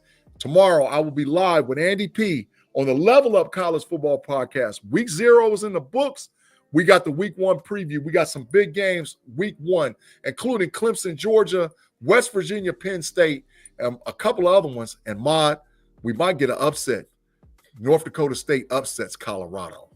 Oh, wow. Okay. So I've heard that from you for a little bit. You talking about Deion. I think Deion has a better team. Colorado worse than FSU. Oh my God. I'm gonna tell y'all, I think Colorado wins 8 games this year. I think they win 8 games this year. Corner time? Listen. Oh my God. Wait a minute. Lord, how was this the most biased show ever, bro? Like, hey man, you know what you got to do with Claude. Give him his fix. Give him his fix before we get out of here. You know what he needs. Big G talked about Ohio State, and I talked about Pittsburgh and Ohio State. He probably don't think Pittsburgh is biased though, but my Ohio State take and Big G's Ohio State take. And I forgot to say while you got the matches up, y'all, I'm gonna be on Steelers Q&A at 8:30 with bets. So giving y'all more great Steeler takes. Check me and bets out on the Steelers Q&A at 8:30 on the SCN network. And I'm gonna be over there in the streets. I'm gonna be in the streets cutting up. So you already know takes ready. Don't even watch it, man. I'm coming to the streets. I'm gonna cut up over there. Then it said no way, Mod 75 at best. I think the ceiling. But the corner time 8 wins. The ceiling is 8 wins. Can we bet it? 8 wins. Yes, Claude no, Mod. No, we not. I got too many out there already. Claude, the Matrix King. And then G always. G gonna get the Instigator Award. Yep. The Chief Instigator. You win the Chief Instigator Award. You win it. And then he said, you're the same dude that said CJ Stroud was trash. You did say he was trash. Claude, bet our corner time Ohio State beat Penn State. You did say he was bet trash. our corner time right now. Bet it. An hour corner time on live television. Bet it. That was probably Big G hottest, earliest, worst take ever. Hot. I mean, dragon breath hot. That was after two games. I did. So you shouldn't have said it. I said earliest, hottest, worst take. Yeah. You walked me off the ledge with him. But Claude, why you over there bumping your chops? Bet the corner time for Penn State versus Ohio State. Let's bet it. Let's bet it. We at your crib with a whiteout at night. Let's bet it. Let's bet it. Listen, man, mod moments. I'm gonna jump into it. This one's a little different. Normally I always deal with the inner person, and then this still kind of is on that it's on that road. It's on that paper. I just wanted to share something. The cost of rent in Texas, the average bedroom apartment is up 30%. Minimum wage needed is $18.79 or $39,000 a year to afford an apartment in Texas. The current minimum wage in Texas, though, is $7.25. $7.25. So you see the disparity. That's $11 less than what you need, right? Because Texas is big trash. And then, so you would have to wait. Trash. You would have to work 104 hours a week to actually afford a one-bedroom apartment. There's a sign for that state. Go ahead, Mom. Here's the deal. This is why I bring this up. Most of us will sit and watch other people achieve and accomplish their dreams. And it's good for you to support other people. We say, listen, with us, support us, we'll support you. That's just how we get down. You know, we want to see everybody win. It's a team of individuals that really care about each other and want to see each other win, right? And I want to see, B-Dirt win. I want to see Tim Lyons win. I want to see frustrated Chicago fans win. I want to see us all win. Definitely, really hard. Want to see us all win. But there's a portion of this where you need to start actually looking at diversifying and having a second income, right? Don't just sit and watch everybody else achieve their dreams. There's something in your life that you wanted to do. There's something in your life that you find interesting. Do it. You only have one life to live. This is not a dress rehearsal at all. You know, and I'm going to tell you something. The years go by so fast. I was sent a picture of my graduation, and I remember it like vividly, like it was yesterday. And I think to myself, like, golly, like it was so long ago, but it seems like it was just yesterday. Time will wait for no man, and time will continue to keep moving forward and keep slipping into the future, right? So I would tell you, don't sit and wait. And there's this old adage where, there was a flood, and, a person got on top of their house, and they were praying that God would save them, and a boat came by. They were like, no, I'm waiting on God. And then a helicopter came by, and they were like, no, I'm waiting on God. And eventually they drowned. They got to heaven, and when they got to heaven, they were like, okay, God, what happened? You didn't save me. He said, man, I sent a boat, I sent a helicopter, I sent other things, and you didn't take advantage of none of that. So what I'm saying, the reason why I bring that story up is, man, there are things in your life that you could take advantage of, things that you can do, talents that you have. Write a book. If you don't want, put together a play. Now it's so easy for you to take out your cell phone, actually take pictures or do a video and put it up. We have all types of social media. Right now, Big G is using it to the max. Big G is always posting something every day. I literally want to take his phone. I literally want to take his phone, but he's doing what he do. You know what I'm saying? I really just want to cancel Christmas on his phone. Just really, that's it. But I say that in jest because he's actually getting up, doing something. A long time ago, what is it? 3 years now. We were talking on the phone, and we said, man, we should do. And the next thing you know, within a week, we did do. I told Tate about it. I told G about it. We told Tate about it. Next thing you know, Tate went out and bought equipment. It happened like that, right? And we did it. And now look where we are. Look where we are right now. Afton, that's what I'm talking about. That's exactly what I'm talking about. Afton, she's writing a book. That's what. Save a chapter for me, Afton. Save a chapter for me. At least a paragraph. I should get a paragraph in there. Yo, name a chapter called Hot Take in your book called Hot Take. That's what it is. Look, and just make reference to G. Just a hot take. Life is a hot take. And G. Put a picture of G. But no, seriously, do something that is going to benefit you and your family. Do something, because you can't rely on just your job. I mean, look at the state of our economy. Our economy is, and I'm not going to get into politics, but I'm saying the middle class has been eradicated. So you got to do something, that you enjoy doing. You know what I'm saying? You got to do something that you enjoy doing, and you do it if you want to get paid, but do it and actually look for. There's nothing wrong. Money is the root of all evil if you're using it and making it your God, right? But money is not a bad thing. If you're trying to make money, or you're trying to make money on something, that's not a bad thing. There's nothing wrong with that, right? But do it so that way you can have an inheritance to leave to your children's children. I'm all about legacy. And we don't have nothing if we don't have a legacy and leave something to our children's children. I want my grandchildren to say, granddaddy picked it up. He did what he was supposed to do for us, and he left us with a leg up and not a leg back. So that's just me. That's Mod's moments. I wanted to share it with you. Get up, do something, achieve something for you and your family. Make sure you're putting something up for you guys, and keep supporting. Like I said, we support y'all in whatever endeavor y'all got going on, because y'all support us. And we're going to continue to do that. We love reciprocal in relationships. You know what I'm saying? We love to be reciprocal in relationships because that's who we are. Guys, do you got anything else before we get out of here? No. I always got something else. Matter of fact, we must make a segment called Tate's Last Word. Tate's Last Word. I love it. That's big fact. Hey, Mod, I listened to you, man. I agree with everything you said, man. But the one thing where you didn't say his name, I'm going to say his name because yours is not better than mine.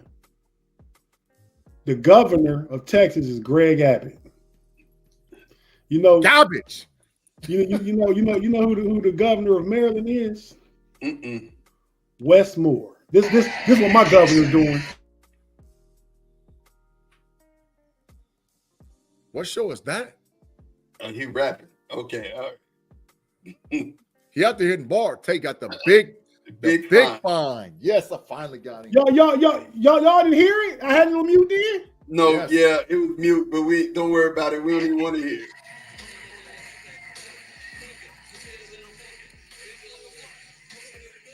Came to bring the pain. He was hitting bars. And he had a great speech at the DNC. I'm just saying, I like Wes Moore a lot. I think he's going to run for president one day.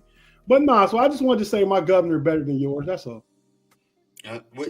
Tate's last word. Yeah, I had nothing to say about. I had nothing to say. I just had something to say about the state of our economy. That's what I had to say. It's partially because of your governor too. Why your minimum wage so low and your state so expensive?